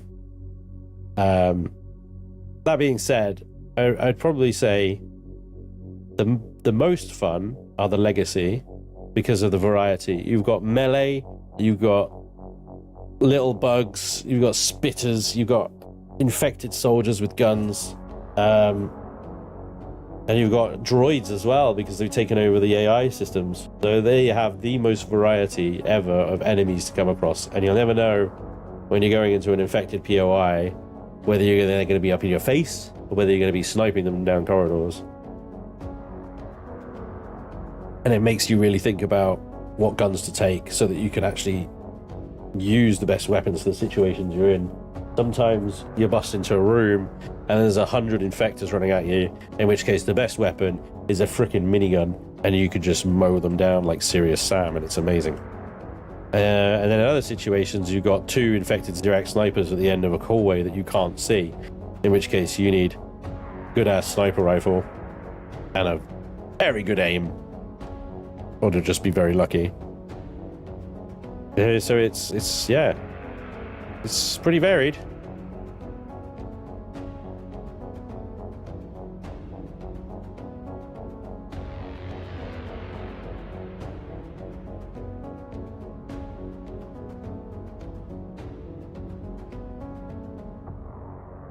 I absolutely love the shotgun Xerax. Shotgun Xerax in the toilets. They're annoying because you open the door and they're like, blah. And you're like, mother, you're waiting for me on the shitter, you son of a bitch.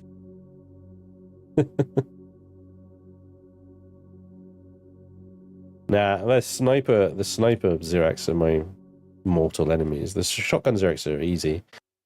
They have one-shot me a lot in the past, but they don't really do it as much anymore. The snipers. Those pesky bloody snipers. Oh, you could just freaking murder them bastards. Seething with anger. Seething.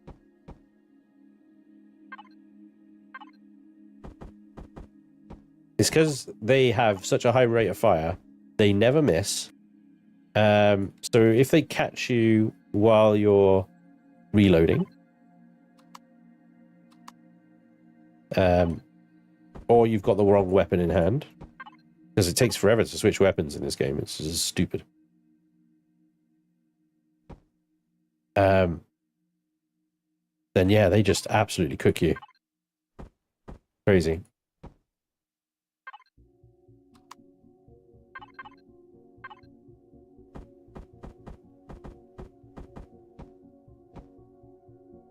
You.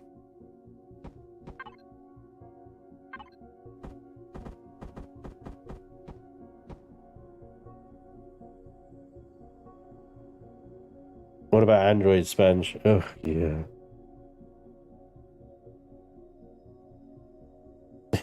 Nuke it from orbit, yeah. In a room of 100 vectors, the best weapons are your feet running in the opposite direction. I wouldn't necessarily describe them as weapons, though, Tracker. I absolutely see your point, and you're right. But are they weapons? Or is that just tactics? In Reforged Eden 2, you don't die as frequently as it was in Reforged Eden 1. Unless you go in to a missile base in light armor, Prime. Light armor and EVA boosts, go for it. You will die plenty. I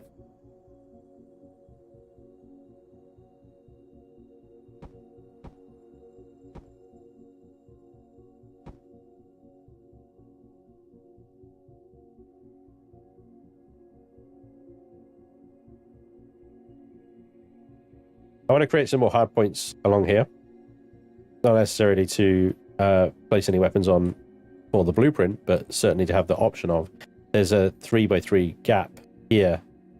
The problem is these are 2x2. Well, actually, no, they're the 3x3 here. Ah, here we go. Right. Excellent.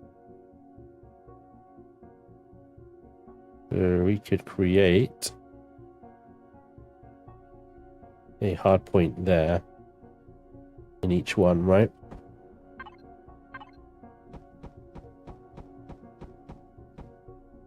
Turret hard point. Hard point. Hard point. Hard point. Hard point.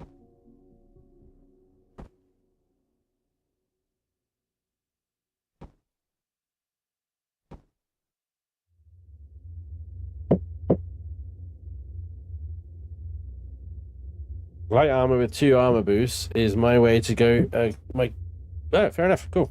That's your go-to. I get you.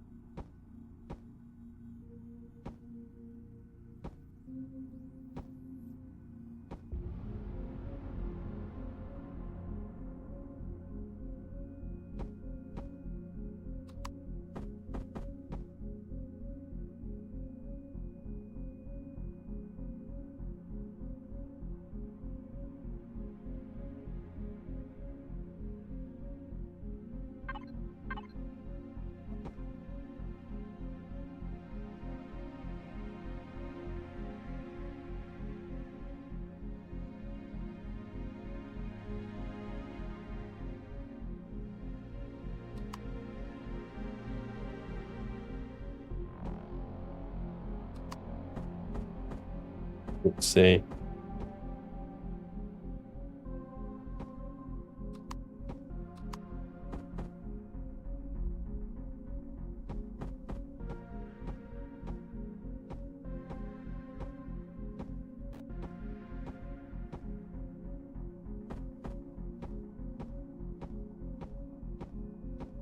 Difficult to see when it's all the same color.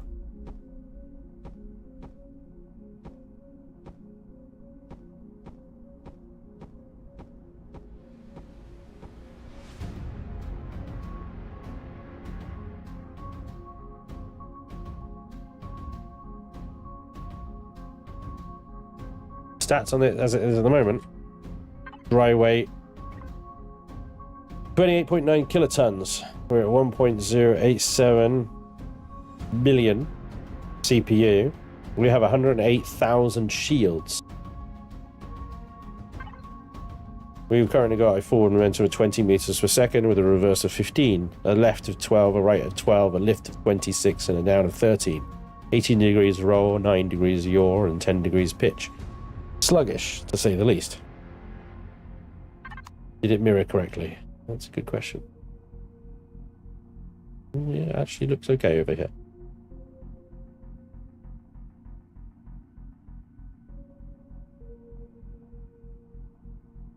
See if we can mirror that sort of thing on this side as well.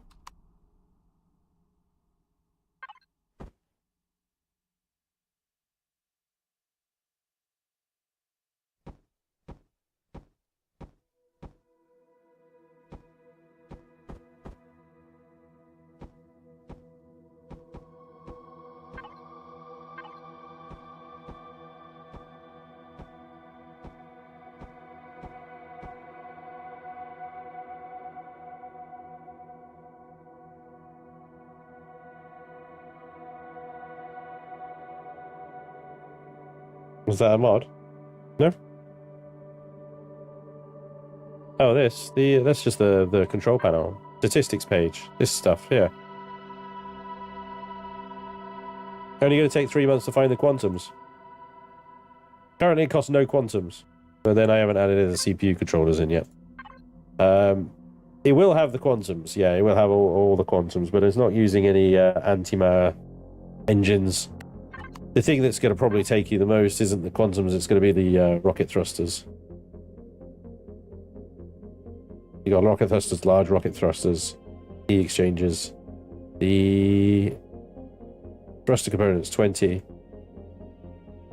There are 8 antimatter converters. Do I actually have antimatter thrusters? Right, I have the smaller ones, but it's only the antimatter drives that use quantums, so that's okay.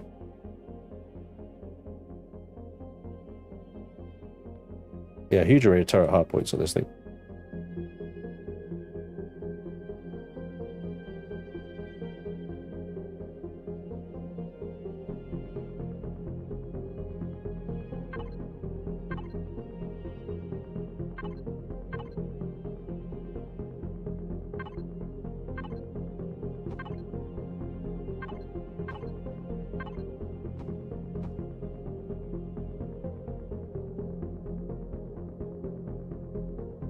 Well, the ship's getting a lot of detail today.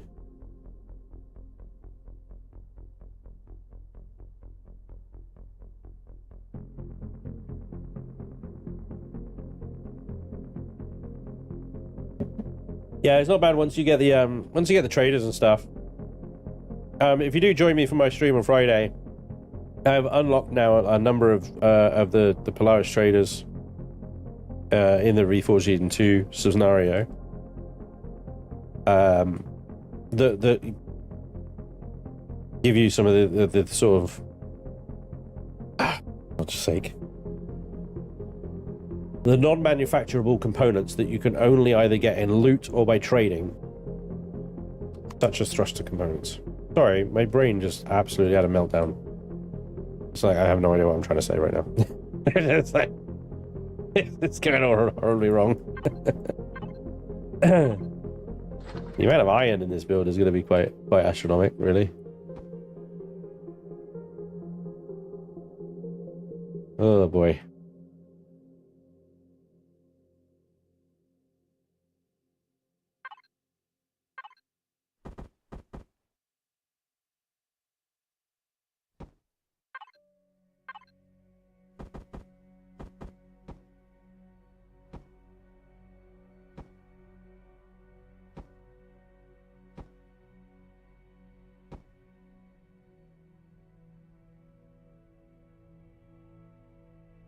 This build is already too heavy. Nah, it's not too heavy. It'll be fine. Too heavy if you want to do spinny combat nonsense, but this thing's supposed to be just a freaking stationary turret platform where you go mining. Not too heavy. It'll be alright. Yeah.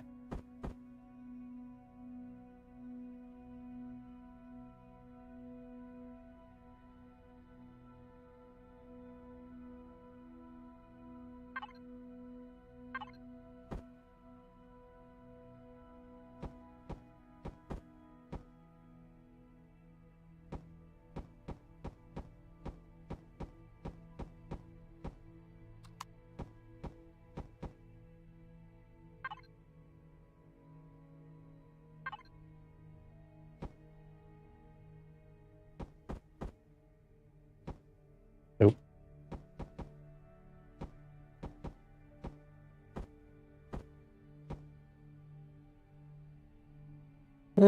Could be problematic.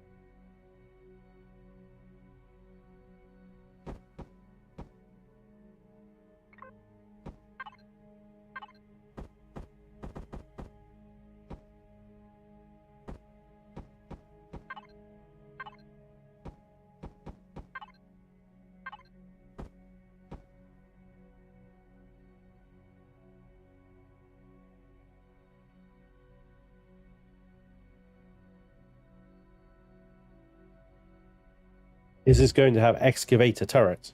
100 plus K for shield seems like a lot for a miner.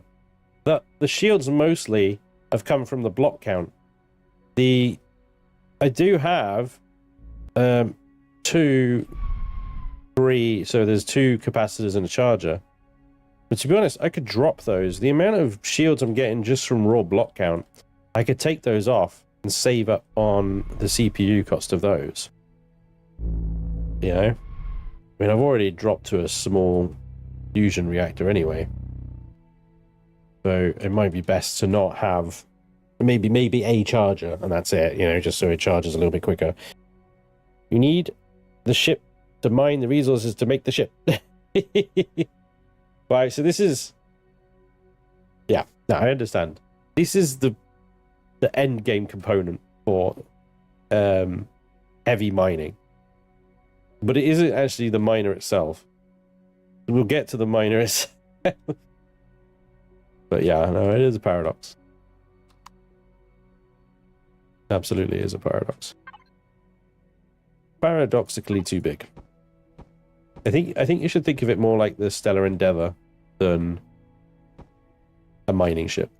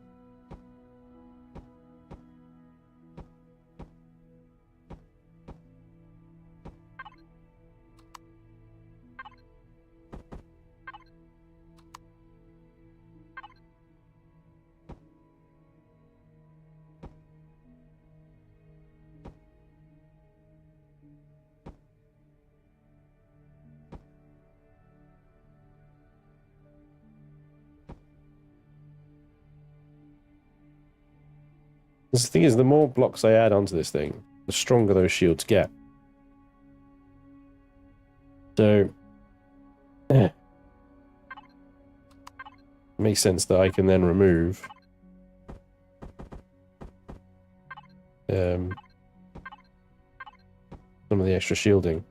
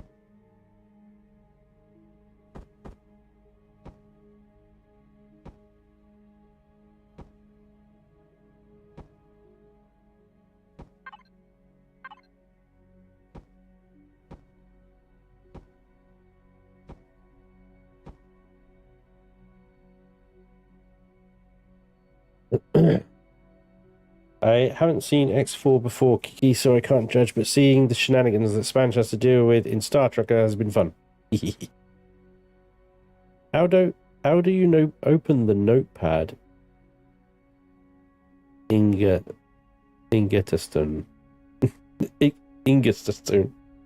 In-game. Right, shift tab. Oh, is it working today, or is it still a stupidly small size? Oh no, it's still a stupidly small size. I can't deal with this. There's no little draggy box. I can't drag it. Can't do anything with it. The shift tabs open the Steam overlay, and then you just go to notes. Ah! Pops out, guys. Ha ha ha ha.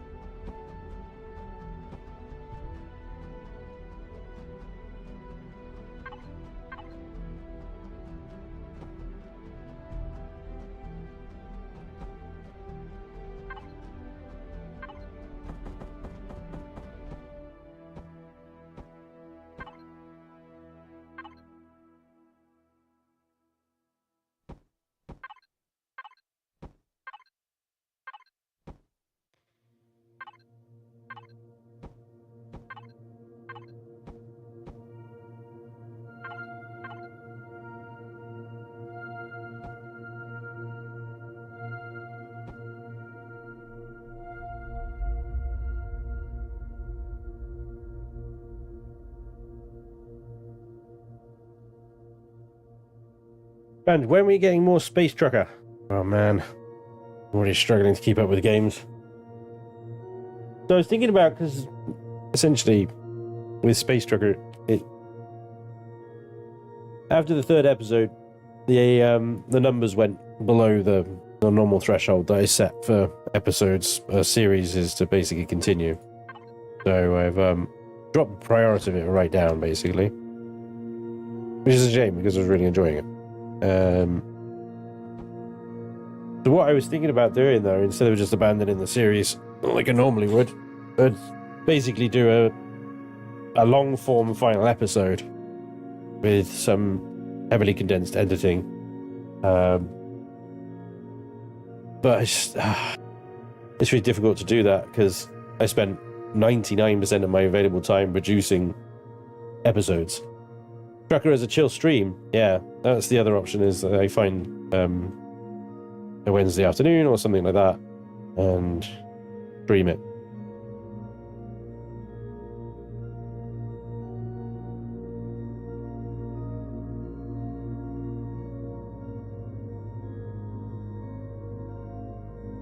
But basically, the Forever Skies and Planet Crafter series are doing more than double what Star Trucker was doing. So yeah, I gotta go where I gotta follow the numbers, unfortunately, which sucks. It does. It does suck.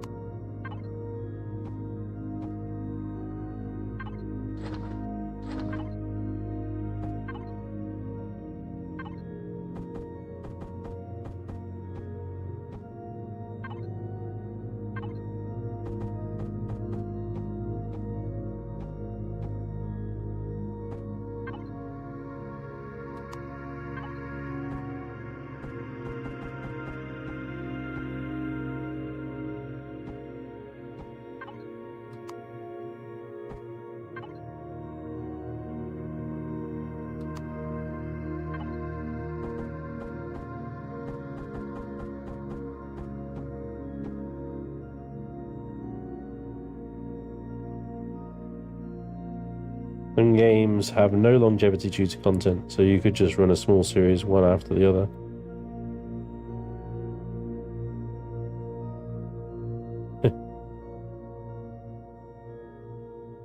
Star Trek is a really great game. I almost came to the final convo job. Ambitious, but if they can pull it off, damn, it'll be good. Oh, Star Citizen, yeah. 8 years in alpha, no optimizing, breaks my heart because it's ticking all of the boxes. Yeah, the only thing about Star Citizen, I can't do this. I can't build my own ships.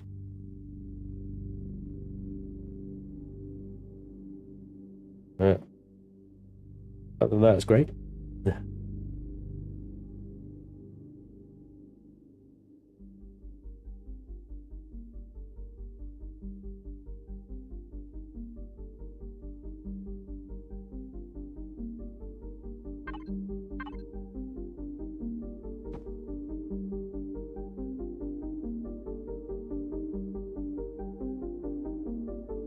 But there's ships you can walk around on while moving.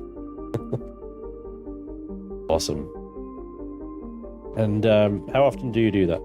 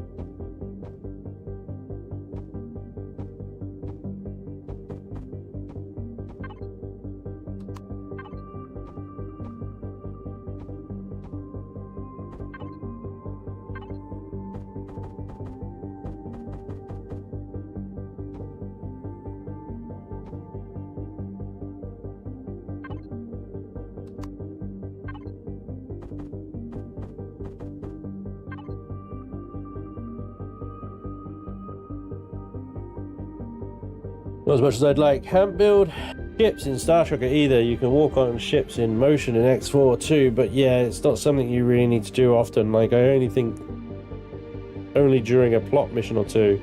Gameplay again is really fun on Star Citizen when it works. But I love Empyrion, to be fair. I watch gameplay to learn and see how someone else uses what they are given. It can inspire. So, yeah. They're actually finished Squad 42. I'll play, but not the open world part. There's line deleted. The stuff they've been working towards, you can craft the ships, just not design them. Yeah.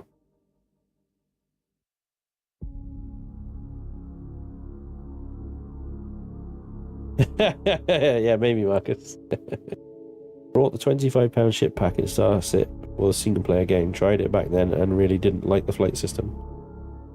Paid $300 into Star Citizen early access many years ago. Talk about money down the toilet. Oof. A-line deleted. Welcome along, buddy.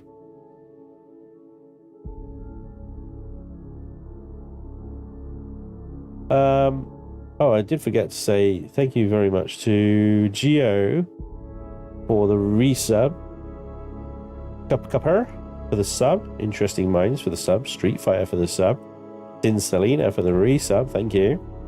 And 123 Boot for the sub as well. Thank you, guys. I've been not very good at that today. I apologize.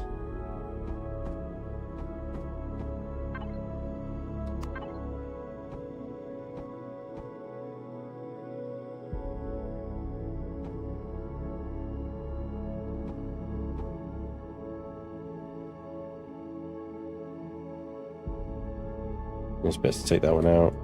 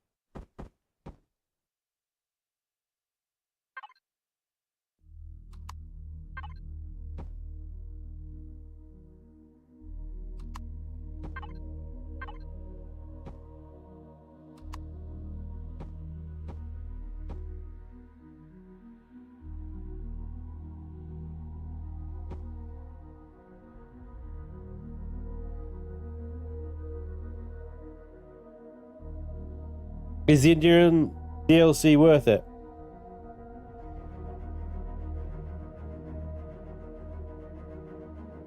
No comment.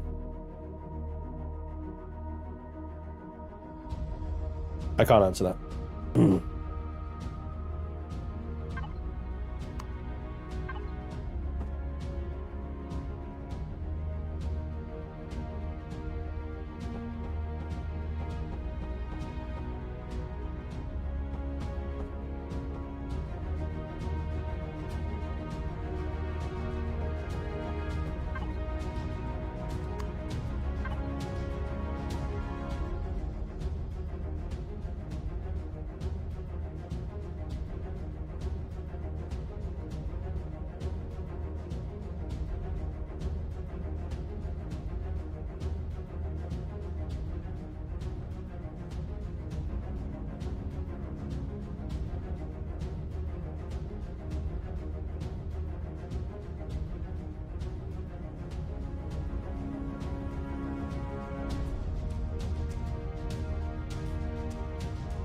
Maybe. Let's find out.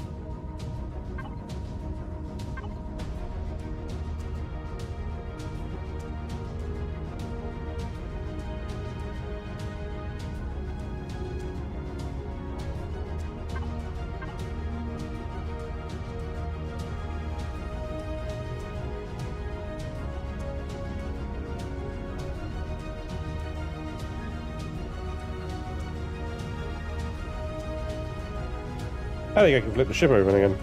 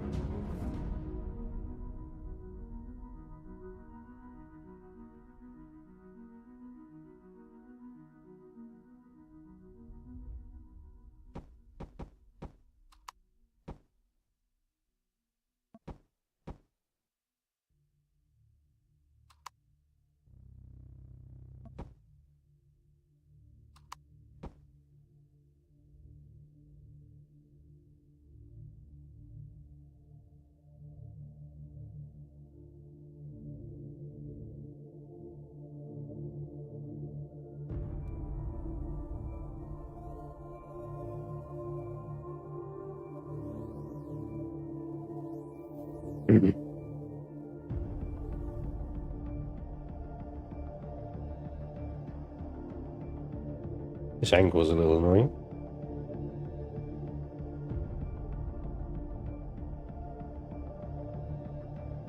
Will you continue forever, Skies? Giblet hunt. I think so, yeah. I think I've got one more in me. Yeah, one more. And we'll go through and try and find some of the giblets.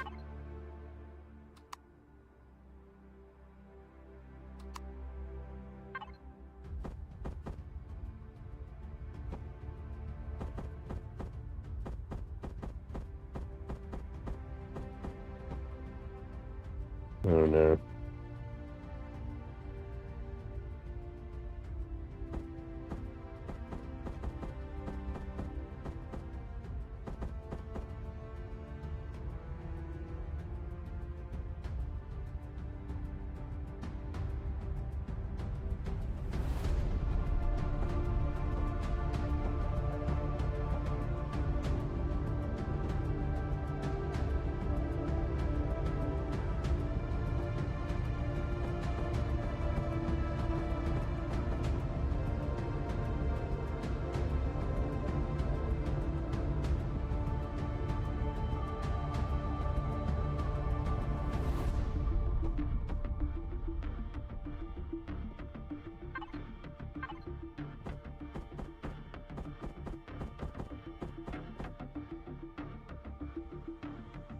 Oh, that's irritating.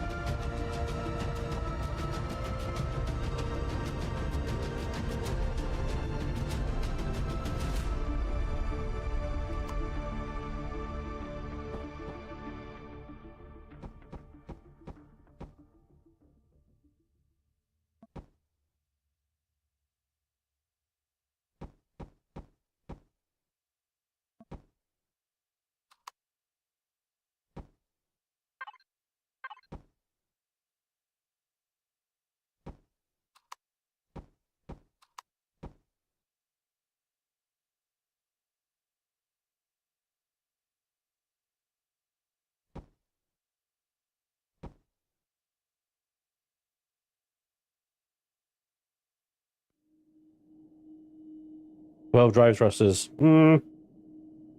Two drive thrusters, and 10 rocket thrusters. Large rocket thruster. And then there's just one large ion thruster drive, that's it. The rest are basically fake thrusters, although they do provide some thrust at very, very low CPU cost. Not a lot. They are there purely for visual effect, really.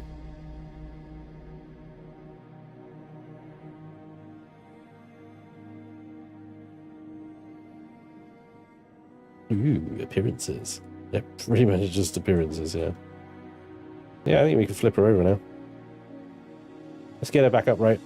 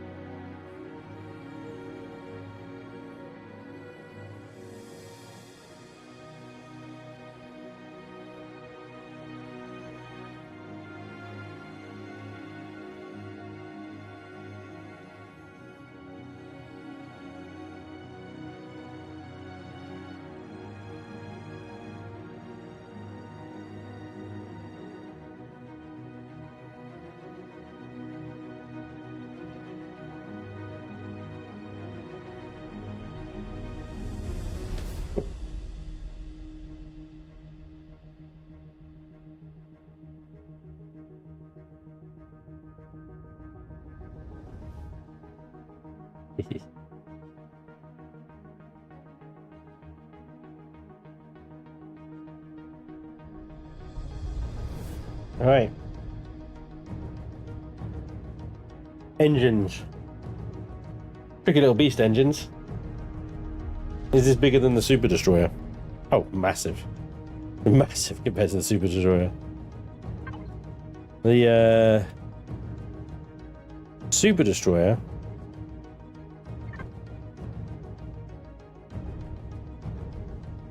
less than half the size, easily. Most of the interior of the Super Destroyer could be contained in one of the engine pods of this ship.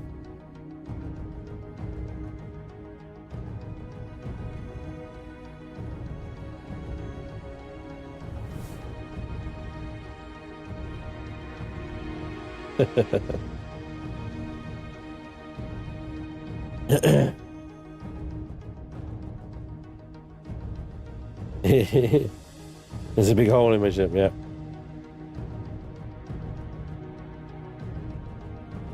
It's a rather large hole.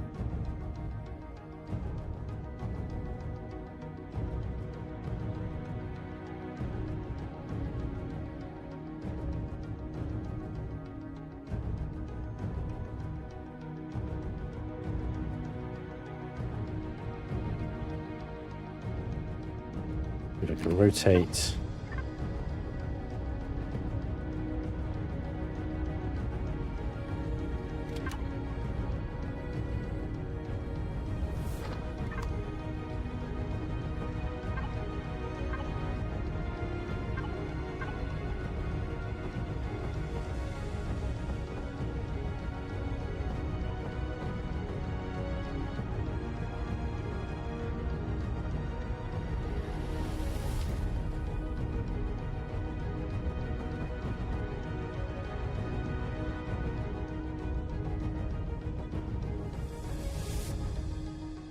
Awesome.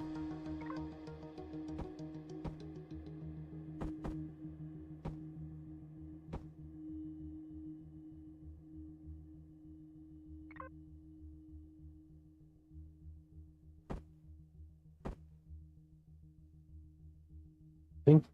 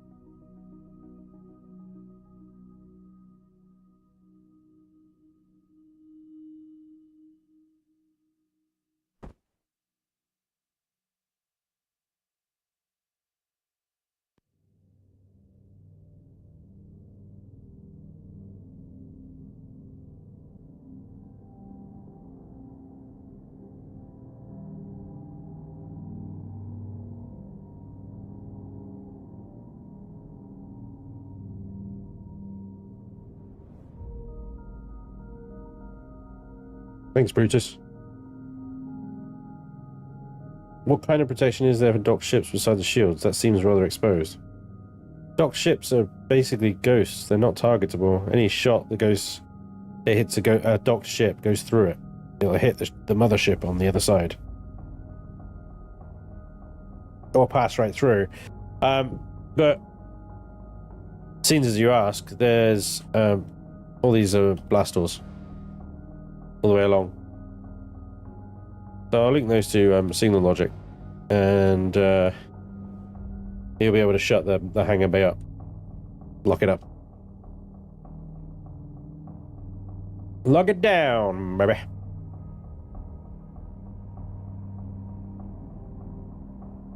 Oh yeah. The question is, how are we going to veneer these thrusters?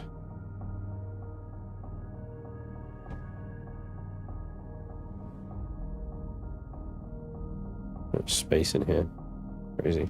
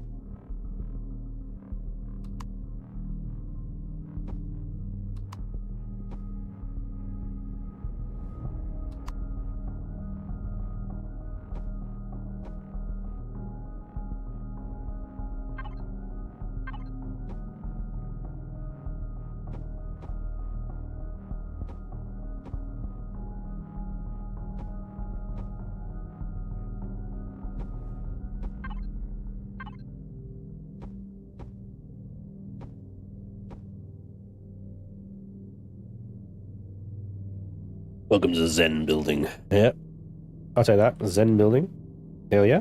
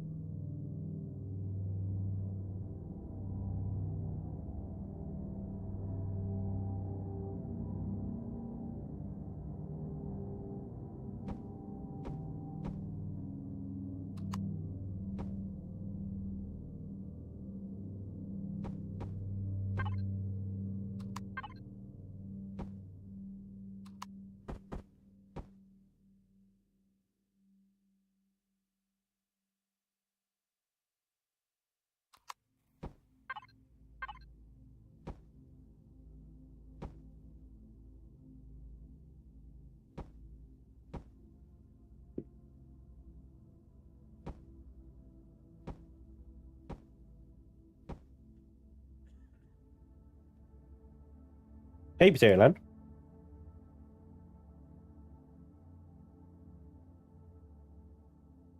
Very relaxing until you see the resource cost. Oh, I'm not gonna lie to you guys. This is gonna hurt. This one. It's gonna be pure pain and suffering.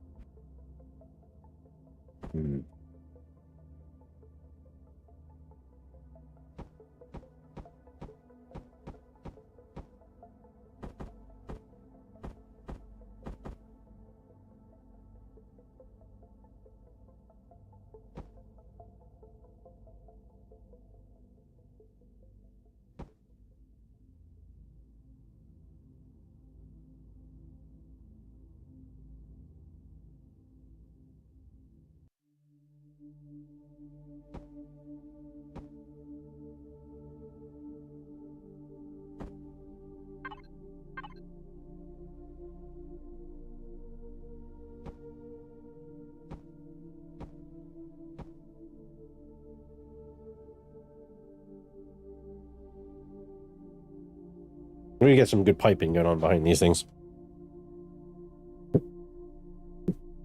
Going to need some more minus iron for this one. Yeah, just collapse a few POIs, you'll be right.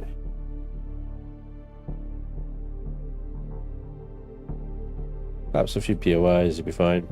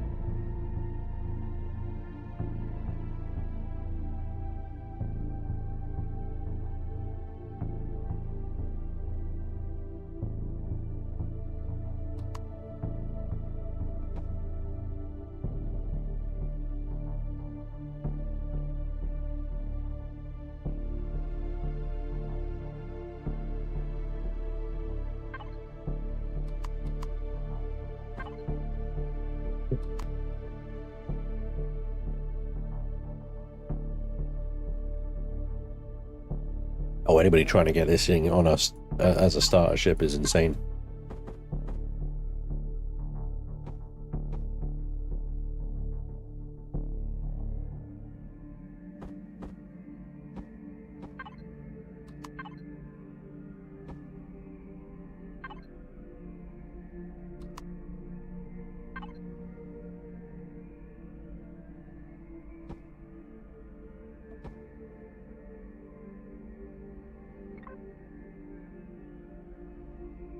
Up.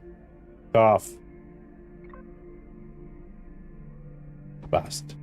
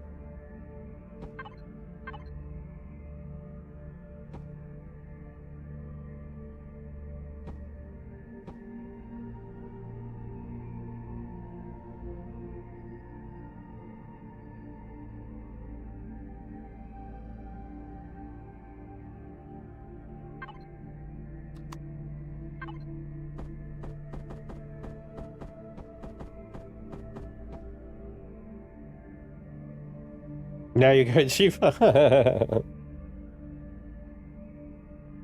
Pipes and cables. I always forget about the bloody cables.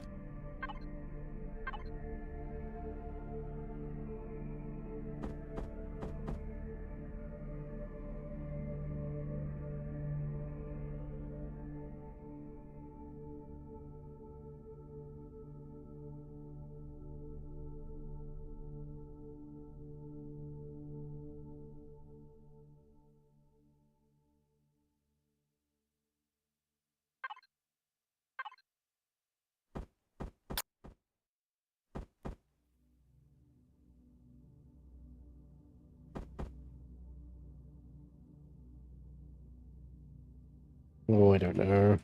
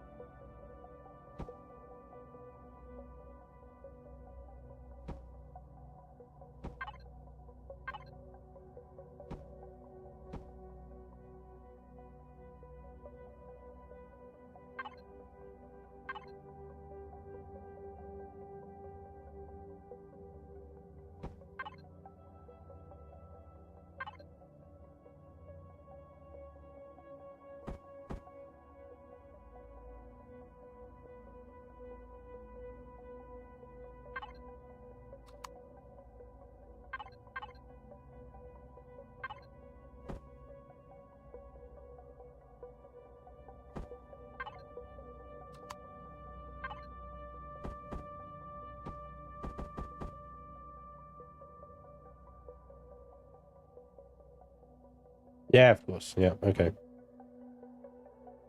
Floating now, that's the problem. When you did resource farming montage, Spanj is trying to gather resources for the ship as a starter. Well, as a starter, Xeno material, 29,000. That's definitely going to be a problem. Rocket thrusters, 20 is going to be a problem. Platinum, 540. Definitely a problem. Gold, 632. Problematic. Aluminium, oof, yeah, it should be alright. Neo, 17,000 from the starter systems. Okay. Terrestrial zirconium, almost 8,000 from the starter systems. Not happening. Plasma converters, 36. Maybe possible, but probably not. Graphite easy. Large rocket thrusters. Antimatter converters. 8 of them, probably okay. Thruster components, unlikely. Heat exchangers, highly unlikely. Bridges, okay if you can get them as loot, but then we're going to need a lot more once I add the CPU things in there. 104 superconductors, not happening. 64 radiation shields, no way. Large upgrade kits, advanced upgrade kits, maybe. Reactor core, nope. Communication equipment, probably not.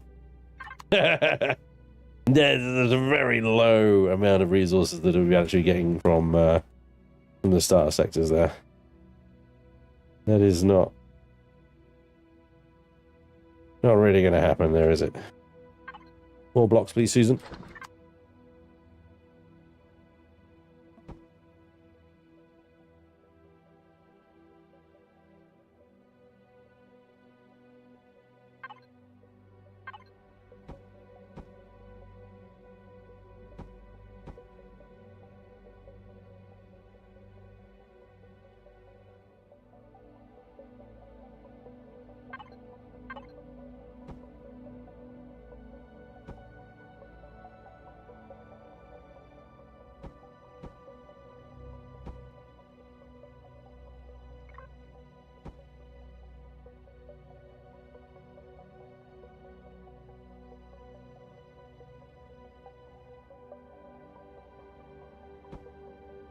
We're just going to block all of this off. I don't think I'm going to make any of this accessible inside.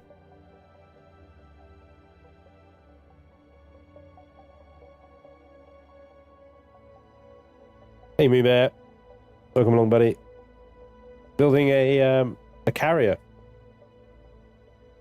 or a mining vessel.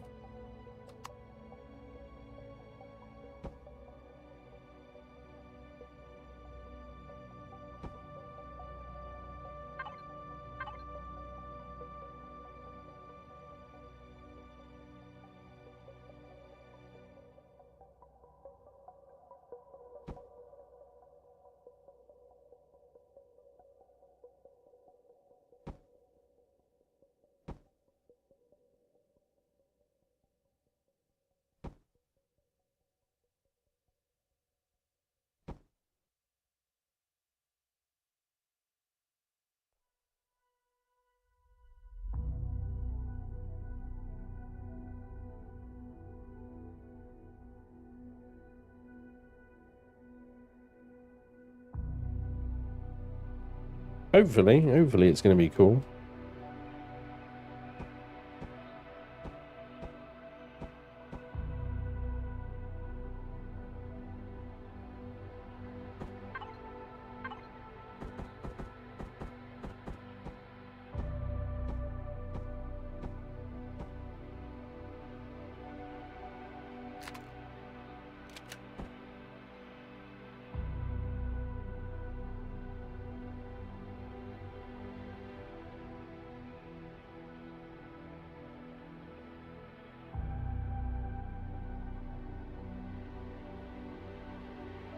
I feel like I may have covered them up too much.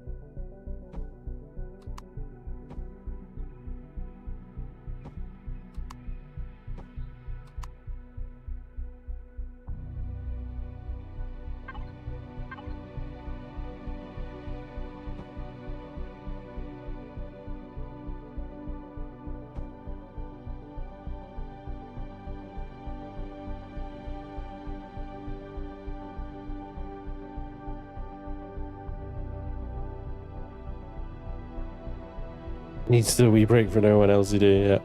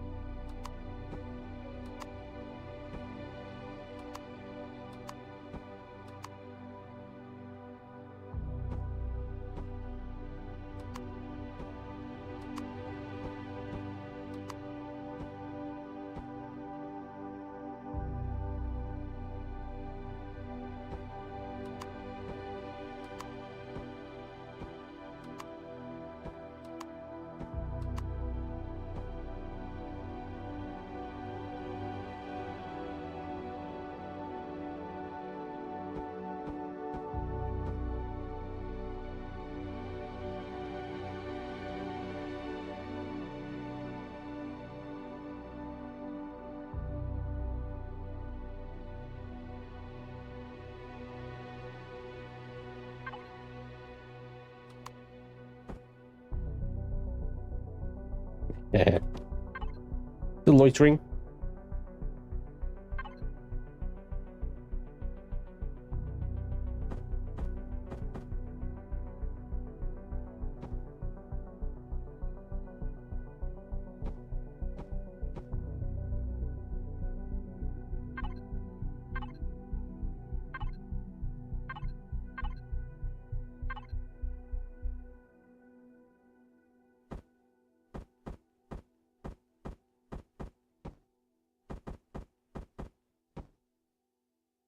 Pipes.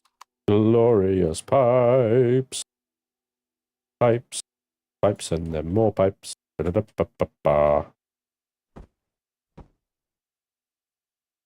Pipes make everything better.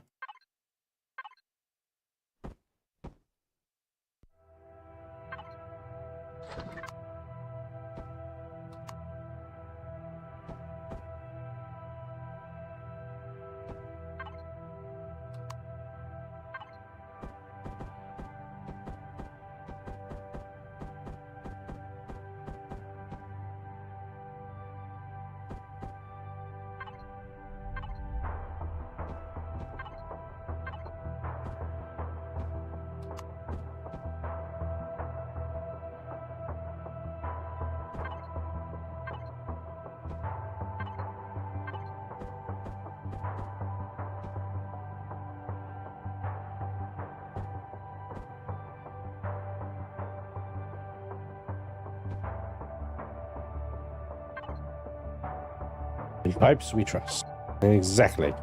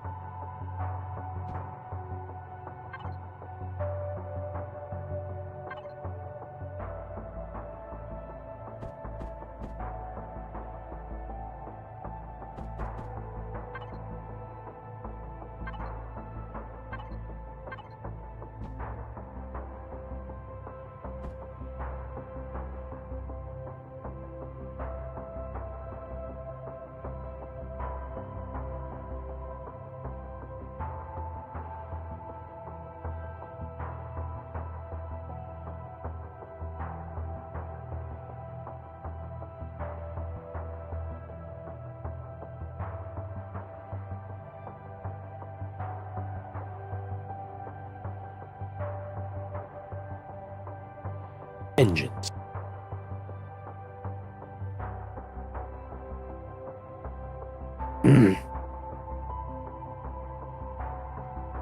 Yeah, it's not even that big though.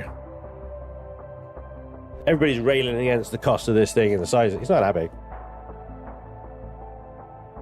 It's not that big.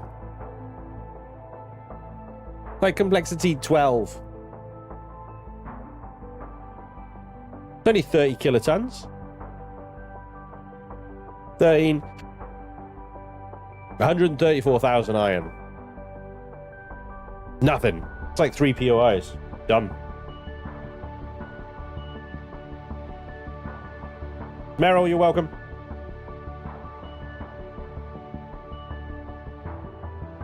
Yeah. Yeah, you can make steam and stuff appear. I don't like doing it on the exterior of the ship though, because you don't see it. Unless you're like really close, it's not really visible. Even in the chase camera will be like back here. You won't see it. Unless you'd have to fly up to about this close in order to see any kind of thing. So I like to use them on the inside, because obviously, you know, you're right there. I don't see the point using them on the outside, and you can only use 30 as well or something. They're limited, so I save them from the inside. Save them for that, and then yeah, we're all good.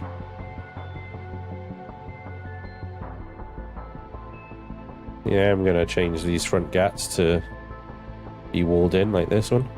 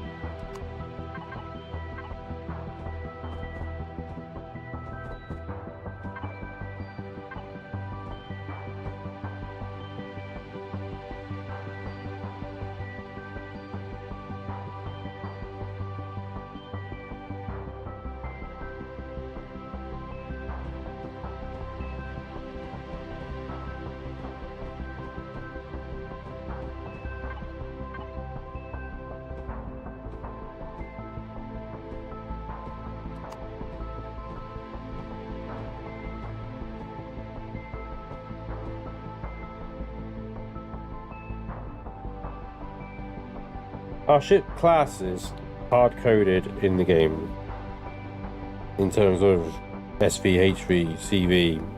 Yes. In terms of destroyer, carrier, capital, ship, battleship, no, they're completely. Those classifications are entirely yours. They're entirely player owned. There is no in-game classification for that sort of stuff. So, yeah. The CV stuff, CV, SV, HV, they're all hard coded. So once you place the starter block, it is that vessel type, and that's it.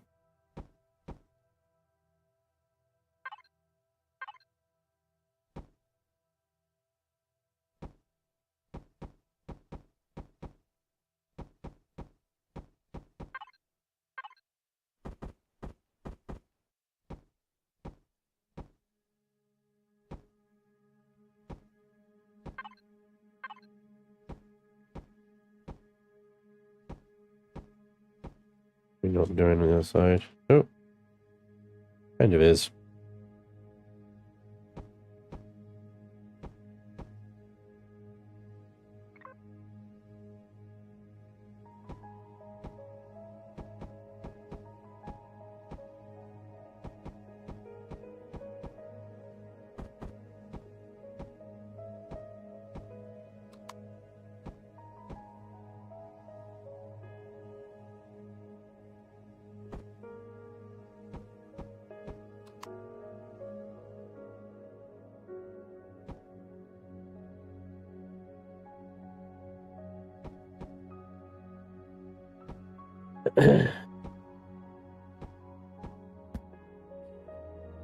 Excuse me, sorry. Who?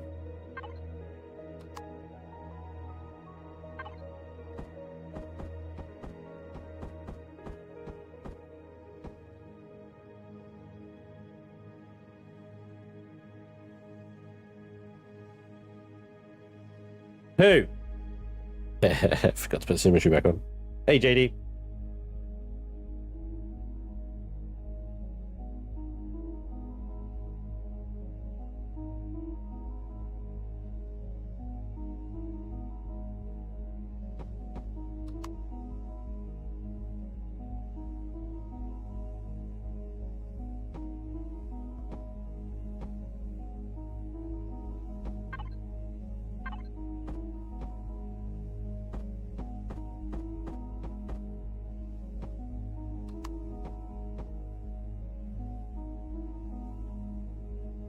Spanj has a lot of playthroughs on this YouTube. What? Has a lot of playthroughs on YouTube. If you need help, watch them. They help a lot. Oh, thank you, Ghost Dragon. Blueprint called for a concrete planter. Had all resources in that, but couldn't build it. Yeah. That's funny. It should only be. Oh, I think Vermilion changed that. Actually, no, it asks for the whole pro plot, doesn't it? Rather than just the nutrient solution. What? Concrete planter. You better do that in a large constructor. Oh, forgive me. That was a big yawn. Right. So they're a block.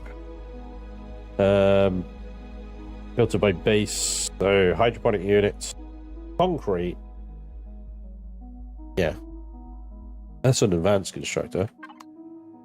You do that in a large. Concrete, yeah.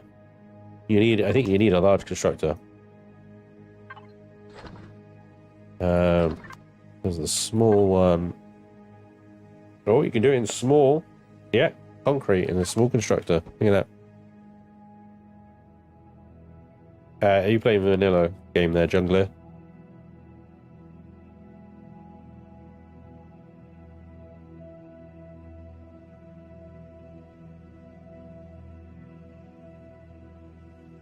You're all good, Ghost Dragon. Yeah, if you're playing the vanilla game, they've got like these weird. Like you could build a wood planter in a portable constructor, You have to wait until you get a large one before you can build a concrete, and then you can only build steel ones in advance. But if you got the portable constructor, yeah, you need the small constructor, I think. Yeah, if you're playing Reforged 2, Vermilion's taken out that kind of weird aggression around planters. They're just planters in different containers. It doesn't make sense for them to be only buildable in... If you can build them in one constructor, you should be able to build all of them, if you know what I mean, right? So he's put them down to the small constructor, which you need to put on a base or a capital vessel. Yeah, and he says you could always load a creative world, spawn the blueprint in that creative world, remove the concrete plot, resave it as a different blueprint, your own variant, and then put that into the factory in your game instead. A lot of people do that. They take their blueprints they like on the workshop and modify them, strip them down, take a lot of the unnecessary stuff out of them, and resave them for their own personal use. This is a very, very, very, very good strategy thing to do. What do you call it? What do you call it? Technical term. You're welcome.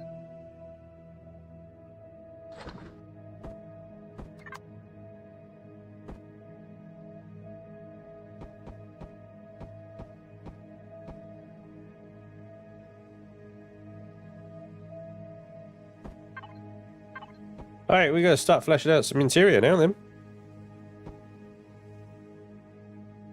Time check. Alright, cool. We're good.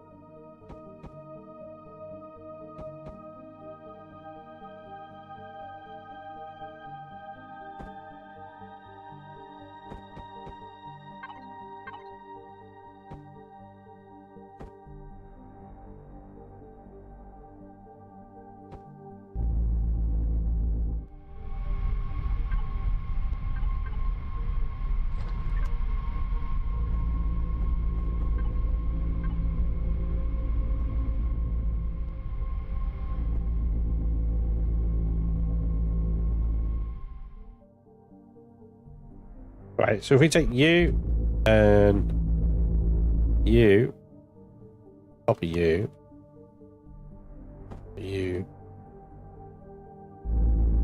put you there, put you out. That leaves us with 94,000 shields. And we just ditched.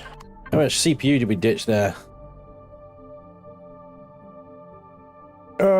What do we ditch? Where are we with these things here? These are 18,000 CPU each.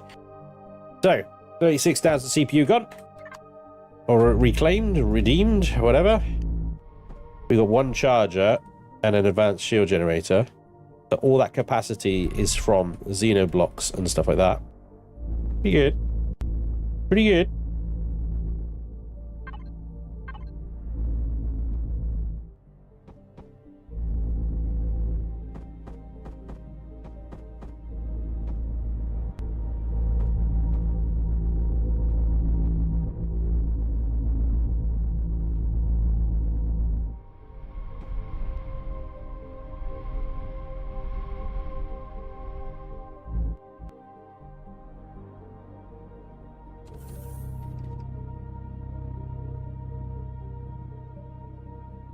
I'll refit this place so that I can get upstairs from within here.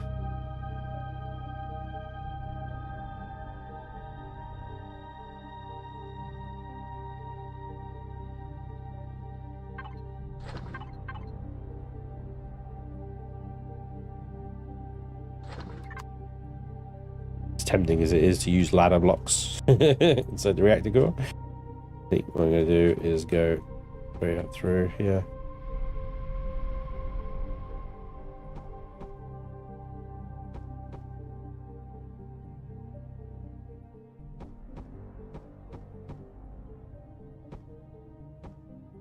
That's me taking out a light.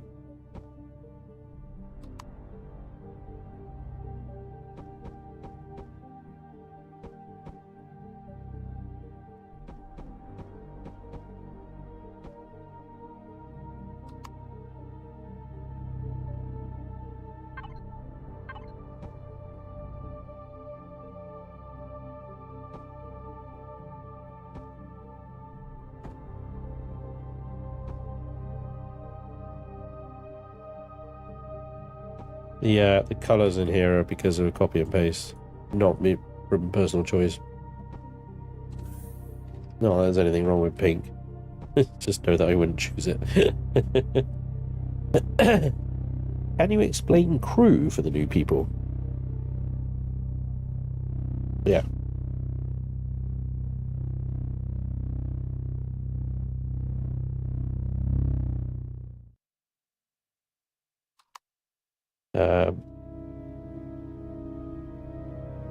Crew. Interesting.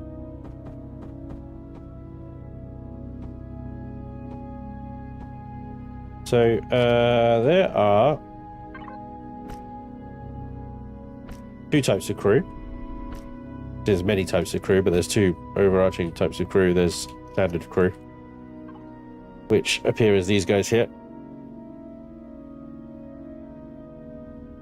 And then in vanilla game, they do nothing. And in Reforged here, these guys do nothing. These guys do nothing. These guys are purely decorative. They don't move, they don't contribute anything. They're nothing. Just decoration, right? But in Reforged, you've got what I call, I suppose, special crew. And that's these guys here. And they are just one. So you can't right-click these to get a bunch of selection. You can only get these through missions. You can't loot them. Escape pods, if you find escape pods, I think you can get them. There's a chance. There's never a guarantee you'll get them. You complete bar missions. As in, you go to a bar, talk to the barman. He gives you a job to do. And then he asks any of the barflies there if they want to join your crew. And sometimes they say no. I think it's a 1 in 4 or something. If luck's not on your side, you could be waiting. Doing a lot of missions and not getting much for them. But this one, for example, is a power technician. It lowers your power usage by 75 watts.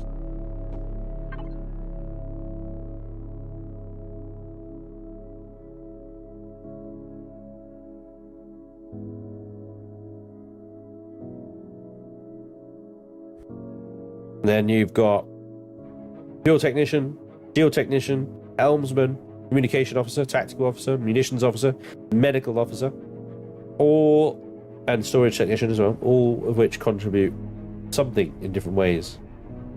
So usually a positive. I think they all contribute a positive. The munitions officers function as a ammunition controller, 800-liter unit limit on a dude. A dude is carrying around all the ammunition just in his back pocket, in his prison pocket. Jeez. Wow. Oh, the dancing girls do move, yes.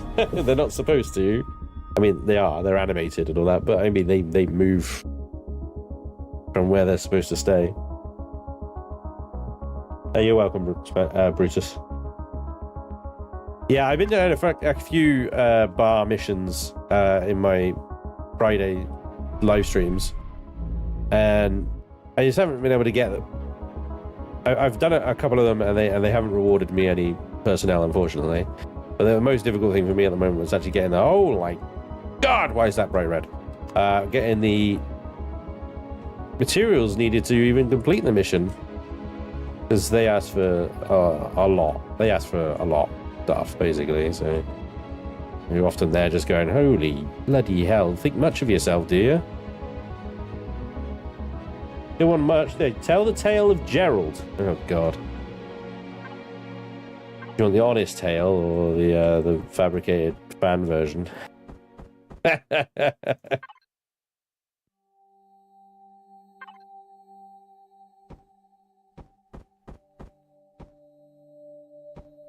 Gerald. Well, well, well. Ooh, hello.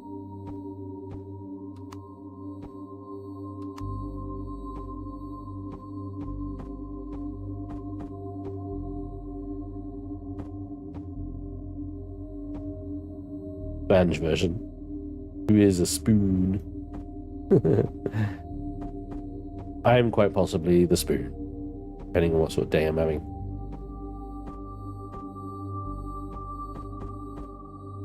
So Gerald is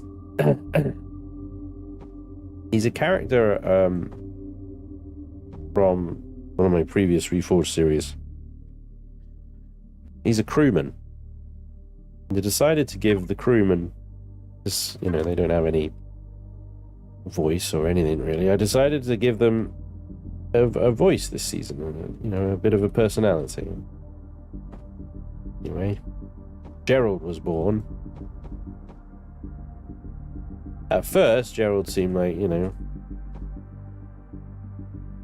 funny guy. Competent in his job, he was one of the best sort of operations officer I had on board the Ventress at the time.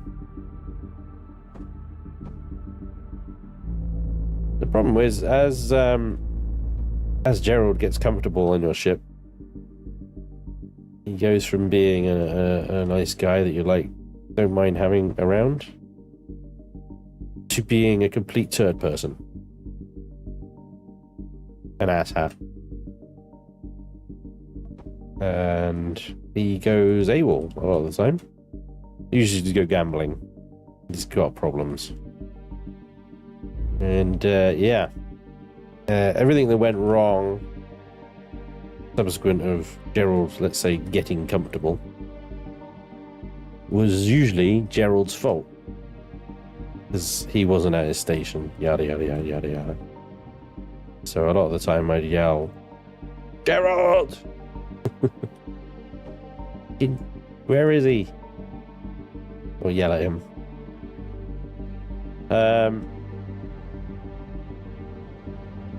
Apparently that was funny, so quite a lot of people enjoyed that. Yeah, he was an asshole. So at the end of that series, he left. Last I heard, he's serving on Rakuna's ship at the moment. Poor bastard.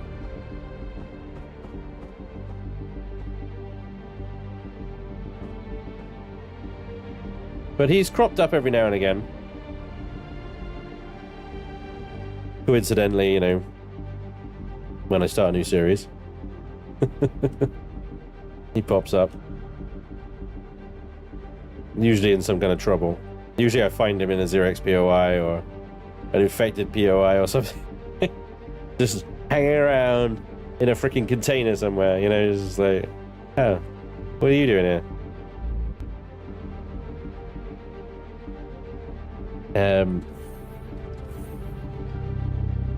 But yeah, basically, long story short, he's a prick. Stay away from him.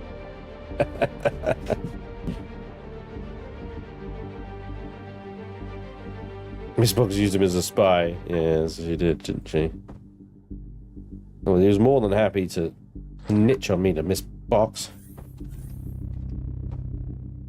She didn't even really need to ask. It was his idea.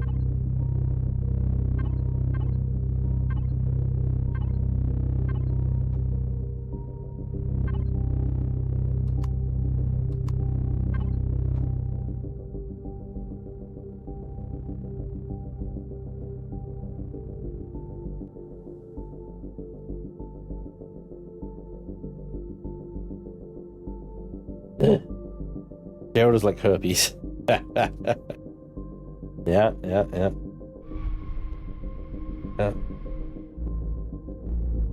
Like something, alright?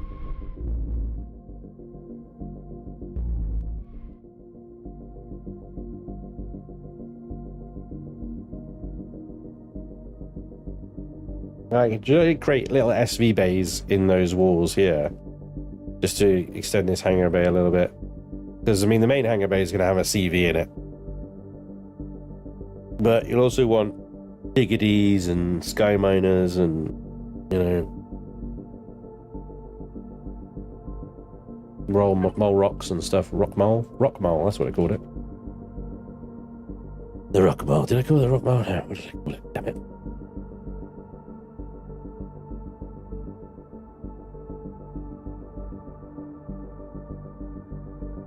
That is a rock mole.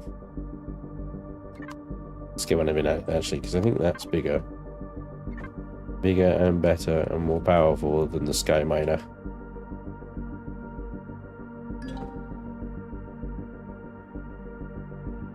Beast. I need to add this on the workshop. It's not on the workshop yet. It does light shit up quite well, doesn't it? Can't see nothing. Can't see nothing.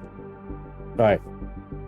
I like the episode where you impersonated Gerald to buy a ship from the player. Yeah. Yep. Well, as the AWOL CEO of the Scavenger Alliance, going into the Scavenger Alliance to buy a ship from the Scavenger Alliance would have raised some eyebrows. So I had to disguise myself as Gerald.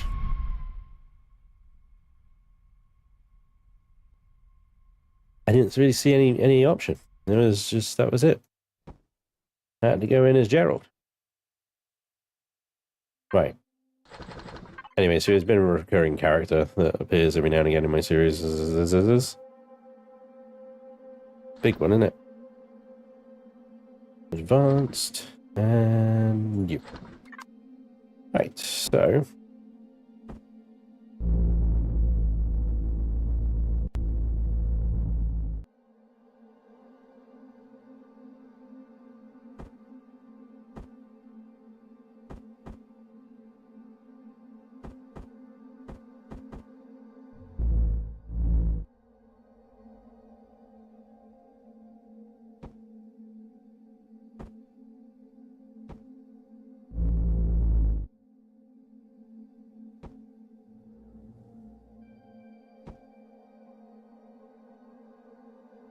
Godlike.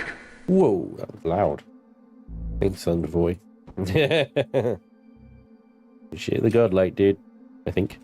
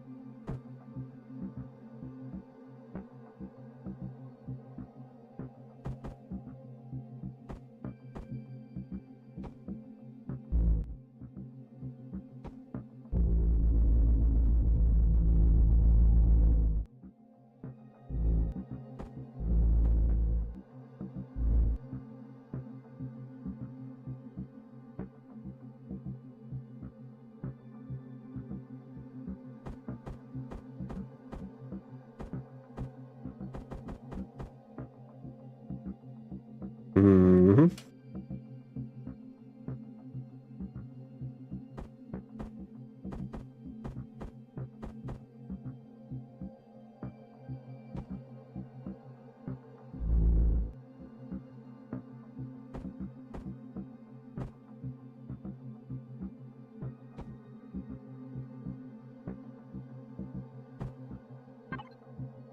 Gotcha.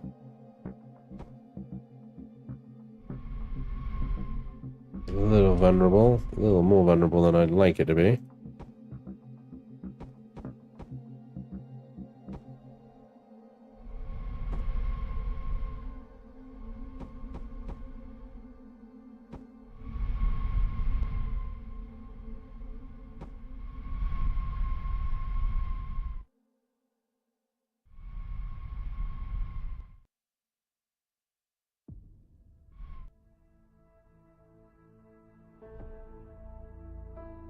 asymmetrical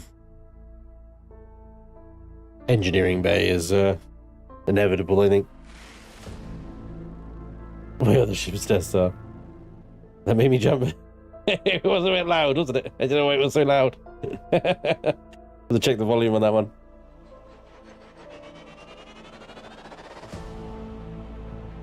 How does it feel to be back? Oh, that's good, Arjun. I'm very happy to be back, dude.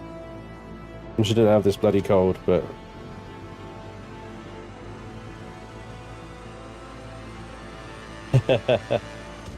Nice one, Red Tech. Thank you, dude.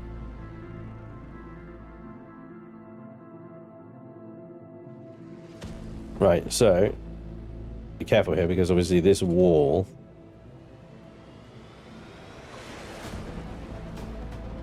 is technically armor.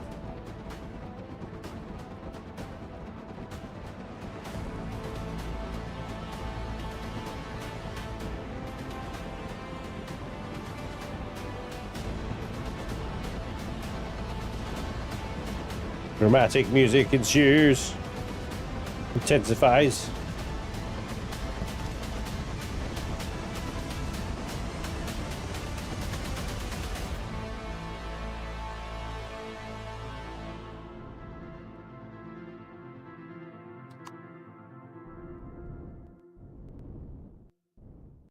Really? I want it a lot lower than that.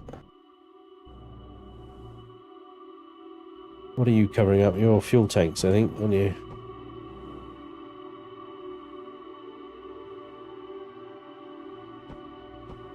Yep. Fuel tanks. Well, I can delete that for the fuel tank. The rest can stay.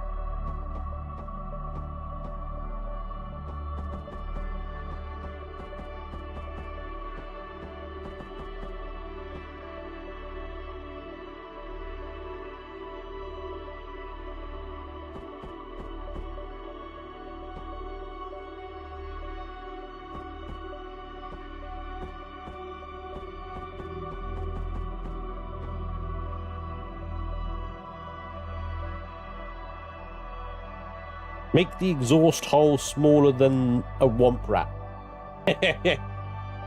That is a genius plan. I know you're joking, but you're onto something there. I think, yeah. Need to be said. With your understated genius. Maybe then, but can you remember what the CPU Spanj has built this to? CPU is currently sitting at 1,050,000. Now, if I remember correctly, Core 13 is like 1.2 million? Something like that, anyway. So we've got about 150,000 CPU left to play with, and we've got... we have got turrets on here. The thing I need to save it for is deconstructors and constructors, really, which won't take up 150,000, but... you know, in the corners here of the hangar bay, we'll have our constructors and deconstructors. I also need to stuff in a bunch of big storage boxes. Harvest box, obviously, container controllers up to 640, so that we can set up all processing and stuff. Welcome aboard. What SV is that? That's one I haven't uploaded yet. I need to get around to it. It's called the Rock Mole. It is a high gravity IG mining SV. 8 laser drills, advanced detector, lots of lift thrust capable, and has all the amenities inside as well, including a food processor, constructor, clone chamber, med chamber, some bunks, you know, oxygen storage, armor lockers. There's that steam that I like to put inside. A passenger seat as well, just for giggles. And it's got a micro warp jump drive as well as a main warp jump drive, and 10,000 shields or just shy of. Good SP. It's even got turrets as well. Very, very capable machine. No toilet and shower. Well, the cargo box sort of pulls out, you know, that little bit there. So, and the clone chamber doubles as a shower. There you go. Right? Get you. Do you worry about it? So yeah, good machine. Hopefully be on the workshop soon. Yeah, I remember to do it, of course.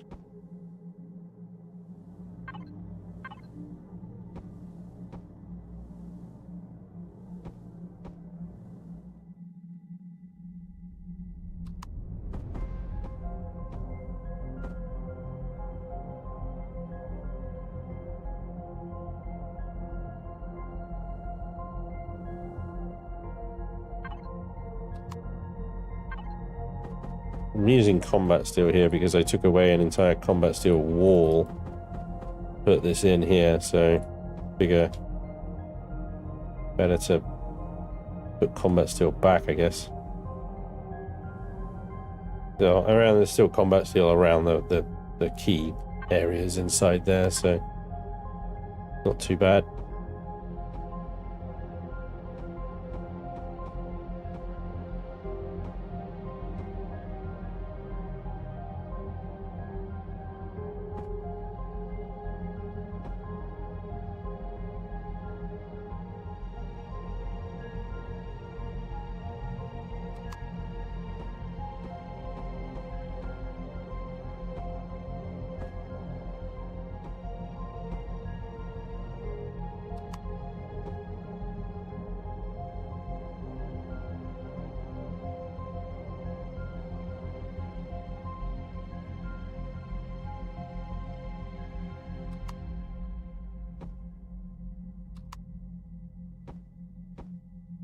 Nightmare texturing that.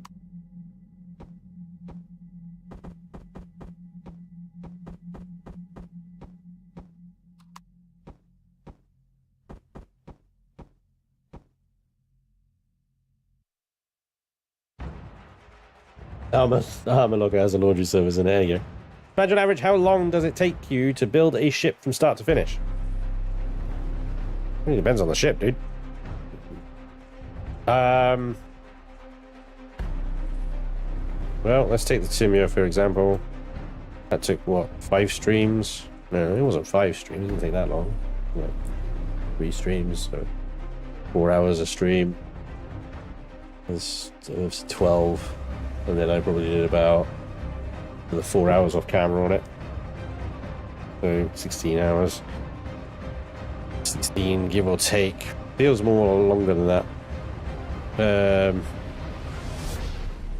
This is going to take forever. This is going to take way longer than 16. But then, you know, the Timur is a much smaller ship, so 20 million years. I'd say, yeah, Brutus, you're probably right, about 20 hours. 20 to 30. Somewhere between there.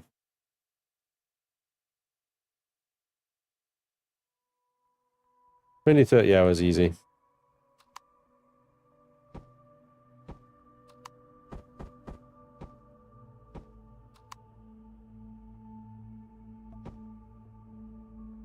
Yeah, of course, these freaking decks are out of alignment with those doors. That would make perfect sense, wouldn't it?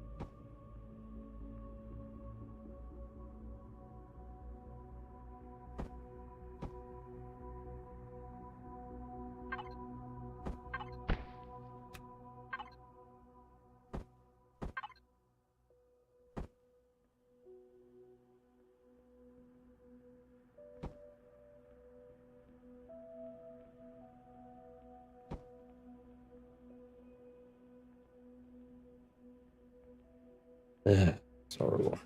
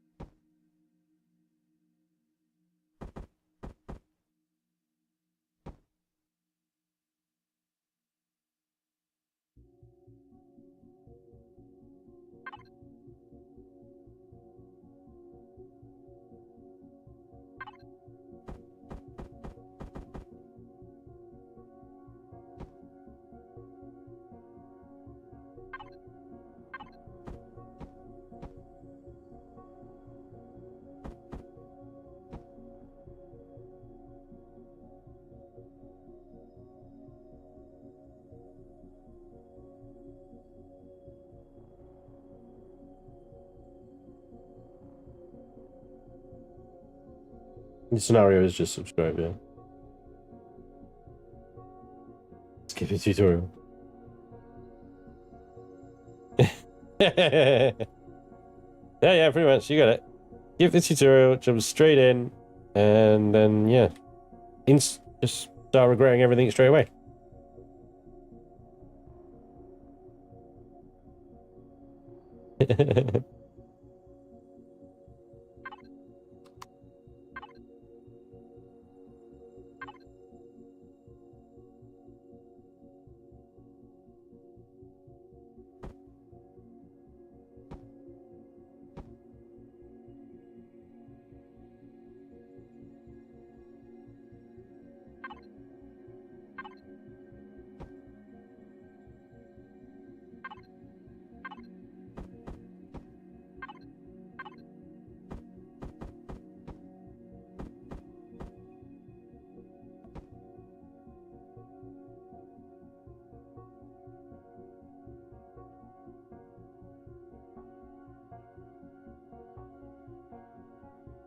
I mean,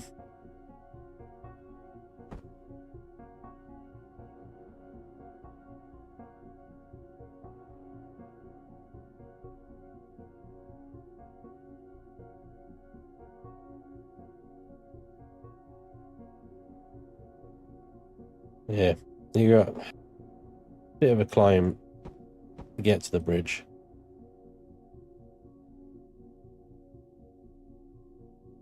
For sure.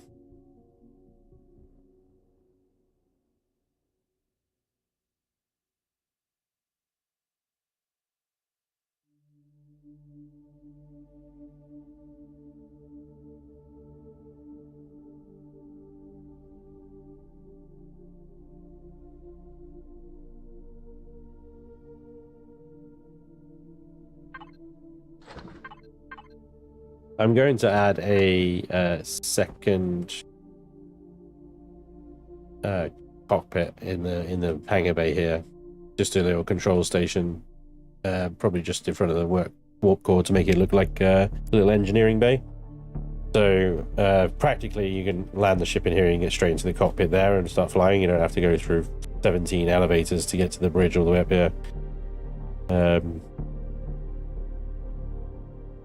But I suppose this would be where you're flying it from when you're flying long distances and you're just bobbing around asteroid fields. You probably just use a control station in the hangar bay. No hot tub. Well, give me a chance. Give me a chance. I've only just started working on the interior. I do want to make this corridor look a little nicer though.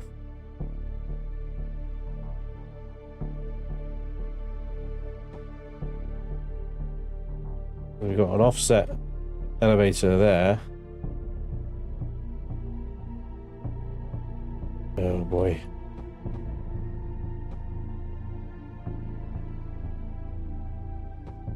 Don't know why you'd go that way, but we can have something here, I suppose. Oh, this is where the SV landing pad is, actually, yeah. We need to have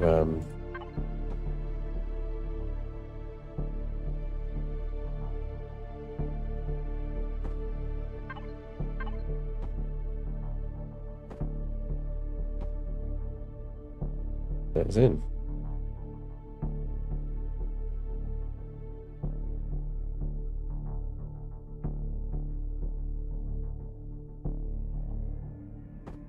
Welcome aboard.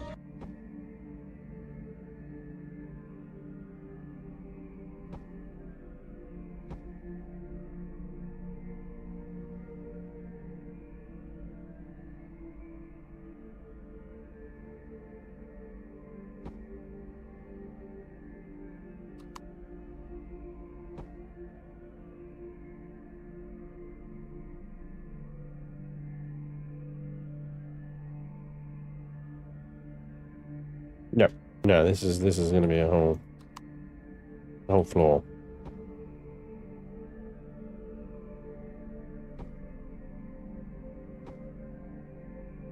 An awkward size though.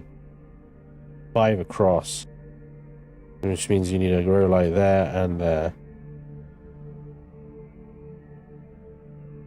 More grow lights than you need, if you know what I mean, like efficiently. It's inefficient, I should say. And there's the plasma cannons, so that is as far as we can go. Okay.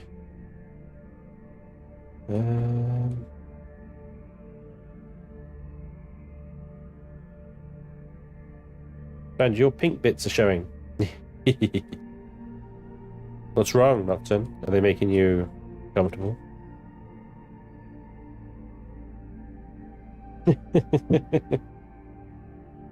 Haven't you had any lunch yet, Spanj? I had lunch before I started the stream. Thank you very much for asking. I appreciate the consideration.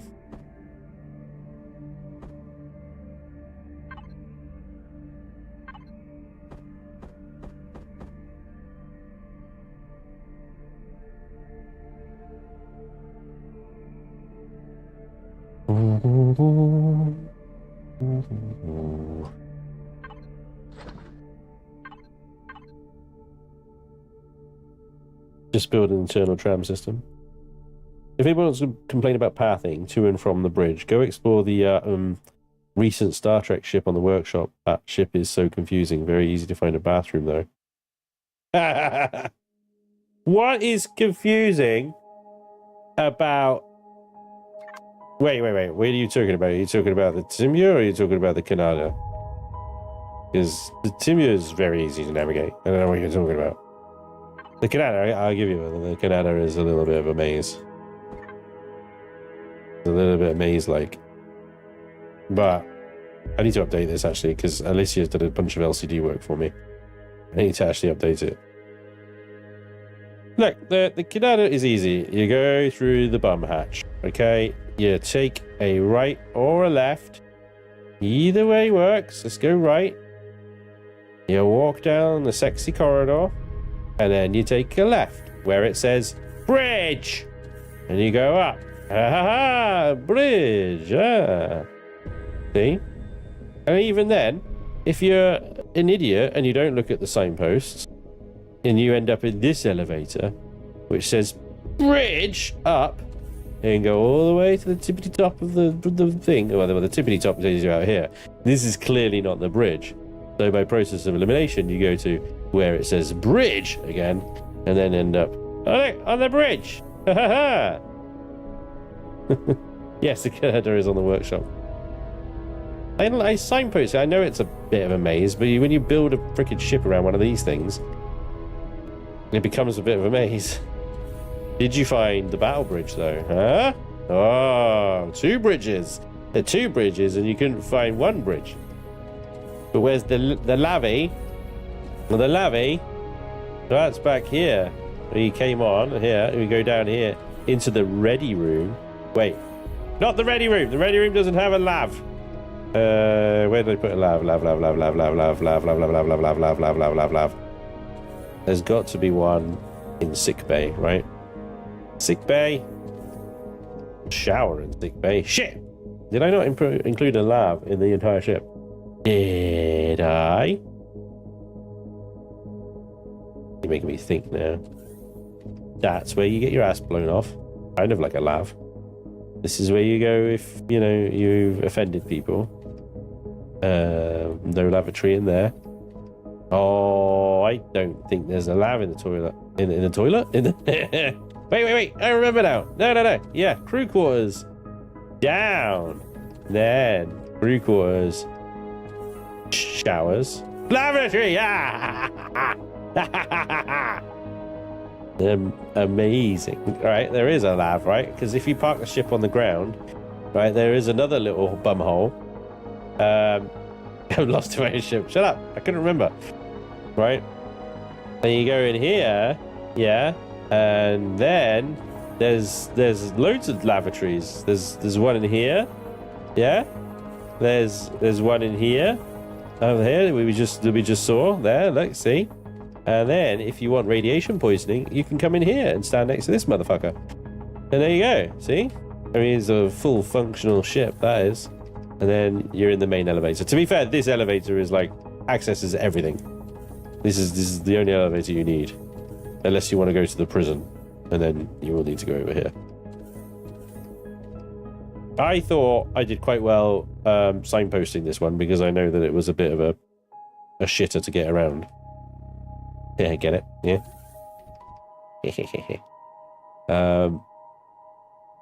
I'm sorry you're getting lost. To be fair, though, that is your own fault. Oh, did you find the holodeck? Holodeck! On a battleship? Oh, this isn't a freaking cruise liner, my friend. Anyway, yeah. This thing, it's got some guns. It's lightly armed.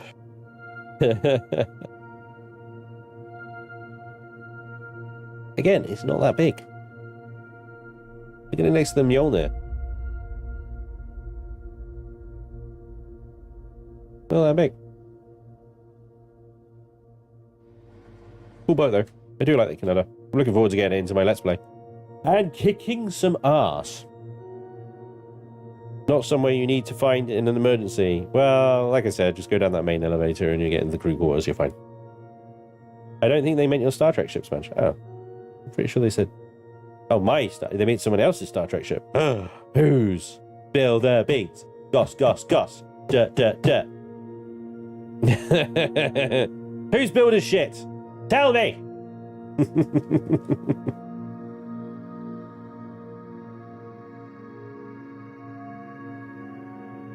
Anyway, I was corridoring. That was weird, isn't it? I was corridoring. Okay.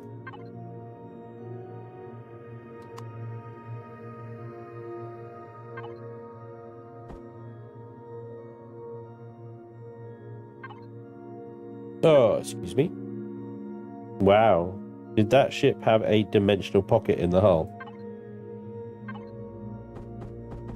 Well, the Canada. You know what's funny about the Canada is it's got an enormous amount of armor, but you wouldn't think it when you're inside because you're like, holy crap, there's loads of stuff in here. But if you go into the hull here, this is all armor.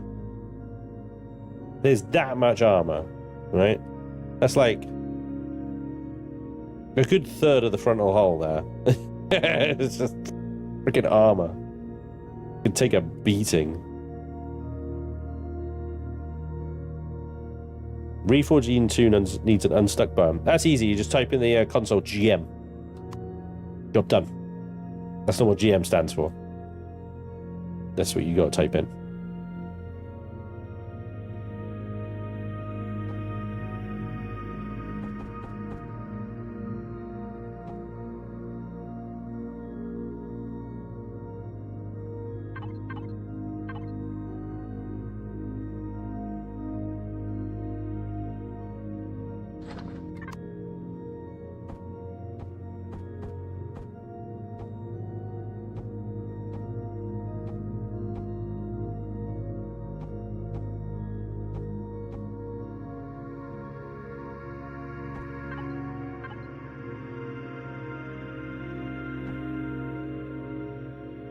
Oh, it's getting pink. Yeah, a little racy in here.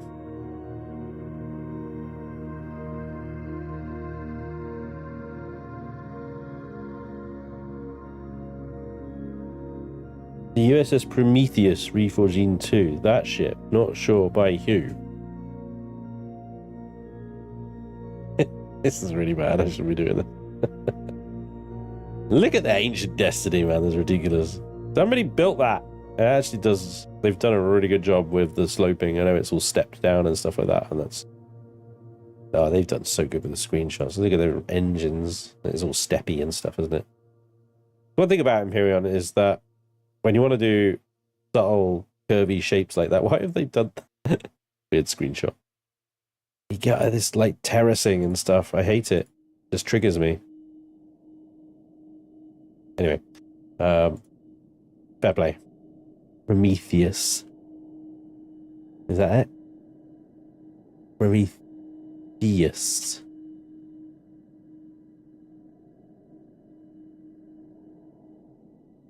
Oh, that one. by Achina. Bless you. Achina. They've done a good job of that, though. Again, with the stepping. Like, in order to get a vague kind of profile of the shape of the ship, they've done this ziggy-zaggy shaping in it. This is why I don't make, like, recreations of other ships. Because in order to get the dimensions of the Prometheus, that is probably the only way to do it. And it looks horrendous. I hate it. This ziggy-zaggy Minecraft shit.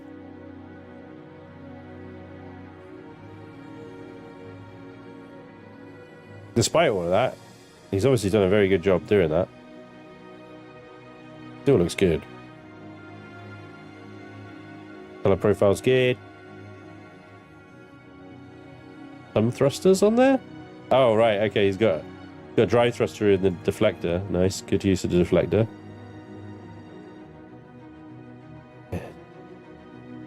Warp core. Looking nice. The actual warp core. That's a room. Ooh. Default LCDs. When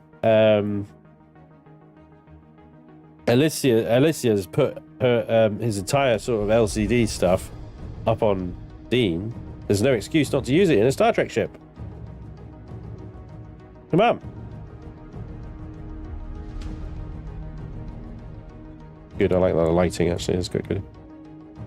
That's a good boardroom. I like the use of the wood there and the windows.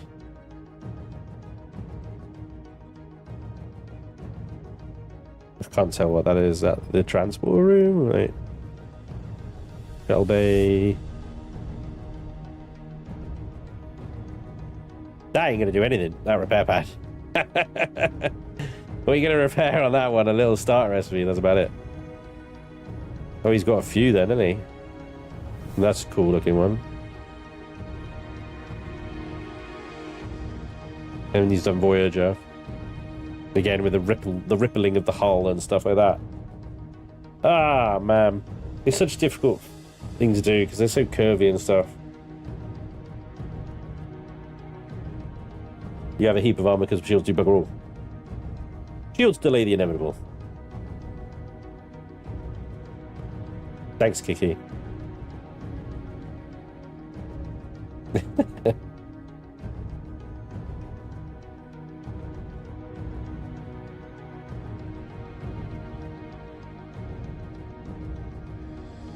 hoping the next generation of building games will use more organic shape systems, kind of like NURBS.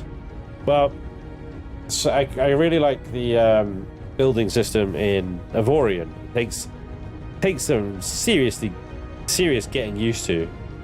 Like, it's not easy to get a hang of. It's even more learning curve than Empyrion does in terms of building. But once you get that little light bulb moment with Empyrion, oh gosh, things just click into place, and you're just like, holy hell, I can literally do anything. I can do absolutely anything in this game. It gets good, you know. So the only thing that Empyrion is limited, or I feel limited on Empyrion with, is that the block count gets out of control when you start really going into the fine detail of like curves and shapes and things like that. And you there's a mechanic in the game where you control the whole thing, and you can merge blocks together that share the same sort of shape and dimensions, and could just be like, and that reduces the block count quite nicely and stuff. The reason block count is such a thing is because that's what causes lag. When you're playing on a multiplayer server or something, then lag becomes a serious issue. You want things to have a block count, a reasonable block count. In fact, a lot of servers actually limit the block count of your ships because it can so easily get out of control. That's the only real drawback of the Empyrion system, to be honest. Otherwise, it's very good. Very, very good. Because you can basically just drag shape. Got a very basic selection. The selection of shapes available in Empyrion is probably like one row. Like that. Maybe 1.5, maybe 2, if I remember correctly. But the thing is, it's like, you can then drag them. And you can manipulate their height and width and depth and length and stuff like that. So, you know, you first look at it and you go, why is there, I've only got like 7 shapes, what the hell? Yeah, but what you can do with those 7 shapes is quite remarkable, really. Some of the top builds on Empyrion are hella impressive. Way more impressive than what you can do here on Empyrion. Oh, yeah. I've tried starting from depth multiple times because the building system just can't get into it. I did give from the depths a go. Again, I had the same problem. And it might be that I need to give it a little bit more time and effort to get that light bulb moment. But yeah, I'm with you. I'm just like, what? I couldn't figure it out. Hey, Lord Garth, thank you for the sub. And Dengul fan as well, thank you for the sub. Welcome along, guys. Yeah, I apologise. That was a little while ago, wasn't it?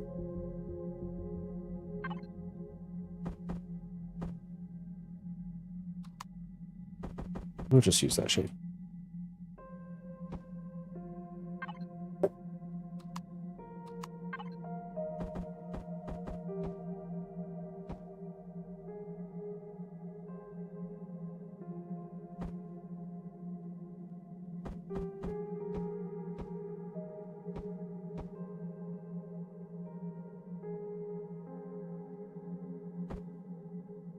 I don't know what I'm doing up there. I don't know whether it just make like an observation kind of platform.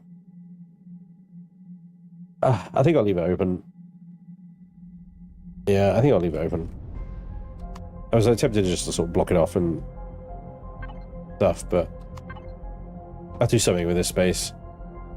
All space is useful.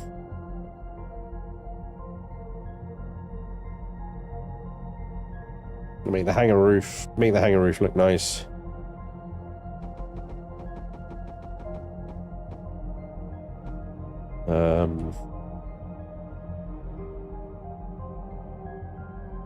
And then we got, so the reactor bay pretty much done. I just need to apply the changes to the color tool, and that'll all be pretty much textured and painted. We've got 4 little bays for SVs, HVs. Although admittedly we've got no way of getting HVs into this ship, and that might be something I need to do. I might need to undo some stuff on the bottom here and just add like a boarding ramp. Because I think with these guys and those guys, I think it's going to land fairly well. In fact, we should probably test that, shouldn't we? That is a 4G nascent planet. There we go, trial by fire. 2 minutes to stream in, but we're right. Undocked vessel, of course, yeah. Let's get you docked, good sir. Thank you.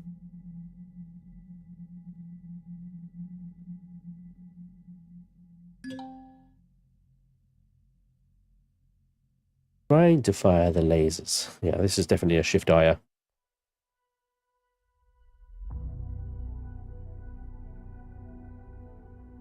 Alright, we got a 66 meters second top speed dry weight. So we definitely need to up our primary thrust. Otherwise we start putting ore in this thing and this thing's going to come to a halt.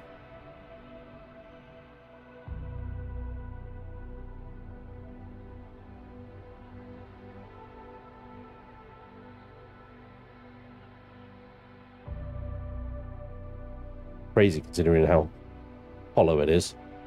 I mean, it's doing 100 meters a second now, despite this top speed being 66. Shift I, yeah. Shift I turns on pilot mode, and you get that little reticle. Turn it off, and it fixes to the mouse movements. Use that little reticle. You barely have to move the mouse in order to steer. Will it fly? 4Gs. It is sinking like a stone. Ooh. Come on, baby. They've only got drive thrusters. 2 drive thrusters on the bottom of this thing. I'm not surprised it fell to the ground like a rock, to be honest. I was kind of hoping for a bit of flat ground to park on and test the landing gears there.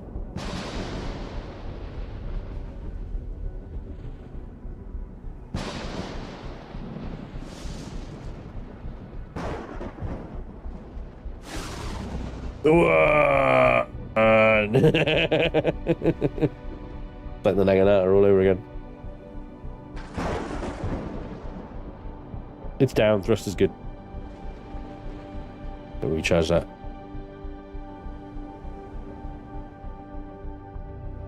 If I get the forward thrusters involved more, it might be able to take off again, but highly unlikely.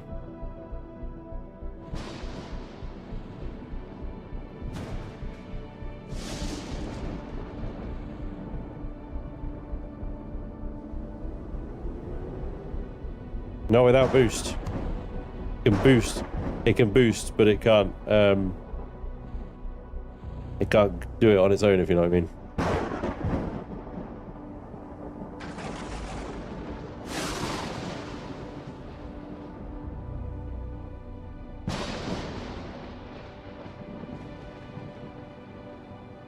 See, those front landing gears are down. Well, I really need that flat ground to test it. So you can't park there.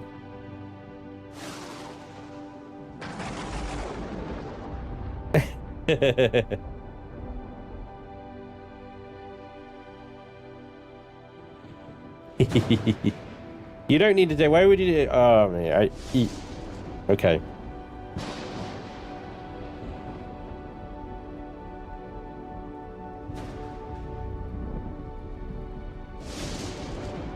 Come on, baby.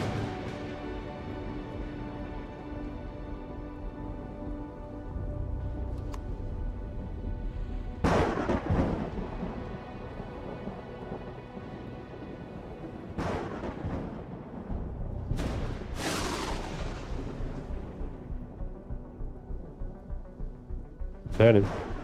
Turning.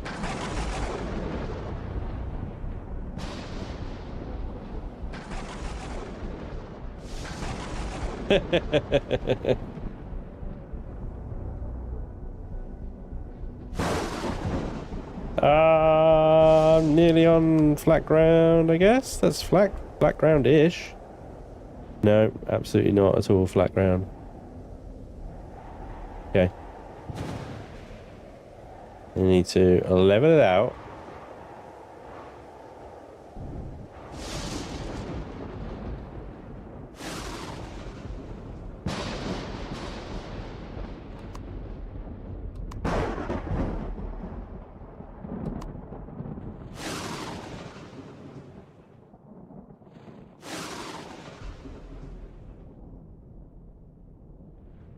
Ew.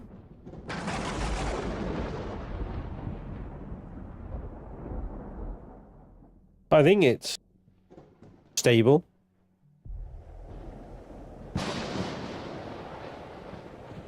Sort of. It's a little bit on a wonky wonks, but I think the landing gears are at the same level. That's what I really wanted to make sure that. I mean, it sits quite well on the ground. The guns have still got plenty of line of sight, you know. Ground targets. We'll probably get some sentry guns on there as well. So, not rated for 4G gravity, guys. Not rated for 4G. Unlike this little guy who absolutely adores 4G. Oh, do I not have any fuel on me?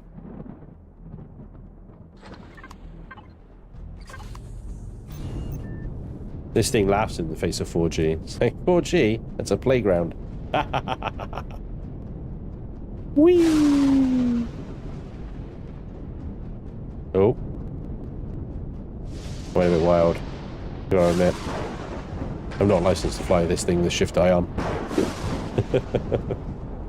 Haven't done the qualifying exam.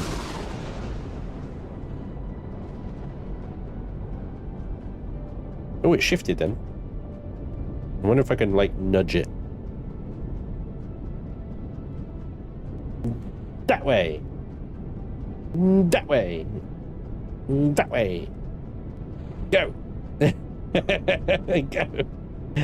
Go. You can do it. Move. What I really need right now is that bug that happens when you dock your SV in and it starts flipping your ship about. It starts doing all sorts of crazy things. Can you do that to orbit, please? That would be great. Thank you. Alright. Not rated for 4G, but it lands okay, so that's fine. I mean, I knew it wasn't rated for 4G. I wasn't building it for 4G. That is another ship's job. Miner's job. But then the miner, I don't even know, like, if that needs to, because you can't mine stuff with CVs. That's what the SV's for. You take that SV down to a 4G planet, you can mine everything, take it back up to the ship and deposit, and then get back down there, I guess. But anyway, ladies and gentlemen, thank you very much for joining me today. I do hope you've had fun.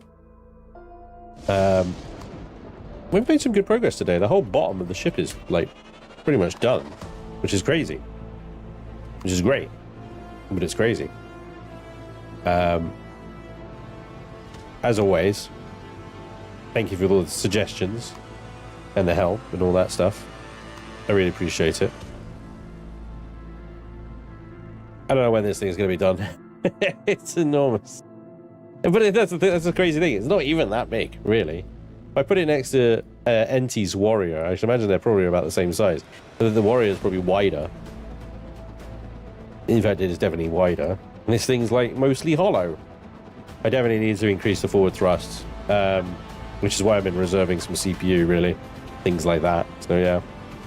I will hopefully, and I am not confirming this now, but the plan is that I will be playing some Space Marine 2 with Laney and Shinobi tonight.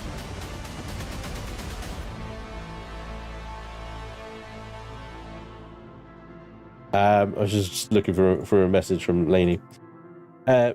Maybe we'll be playing Space Marine 2 and I'll be streaming it, but it's a very, very big maybe. Anyway, if you are about tonight, check out and watch out for my stream, because it'd be great to see you guys then. Otherwise, I'll see you on Friday for Reforged Eden 2 survival mode, where I will not be building this thing, but I will be working towards an enormous grind of the Canada that we just saw a minute ago.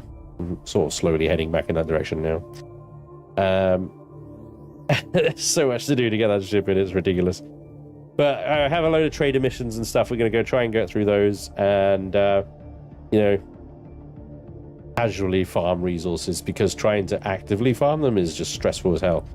So hopefully I'll see you guys on Friday. Thank you again for all the subs. Welcome along all new people to Empyrion. Welcome to the community. It's great to see you guys. Yeah. Enjoy the rest of your day. I'll see you when I see you. Thanks again. Bye-bye. Oh, what time? Same time today is 12 p.m. BST. So, see you then. Take care.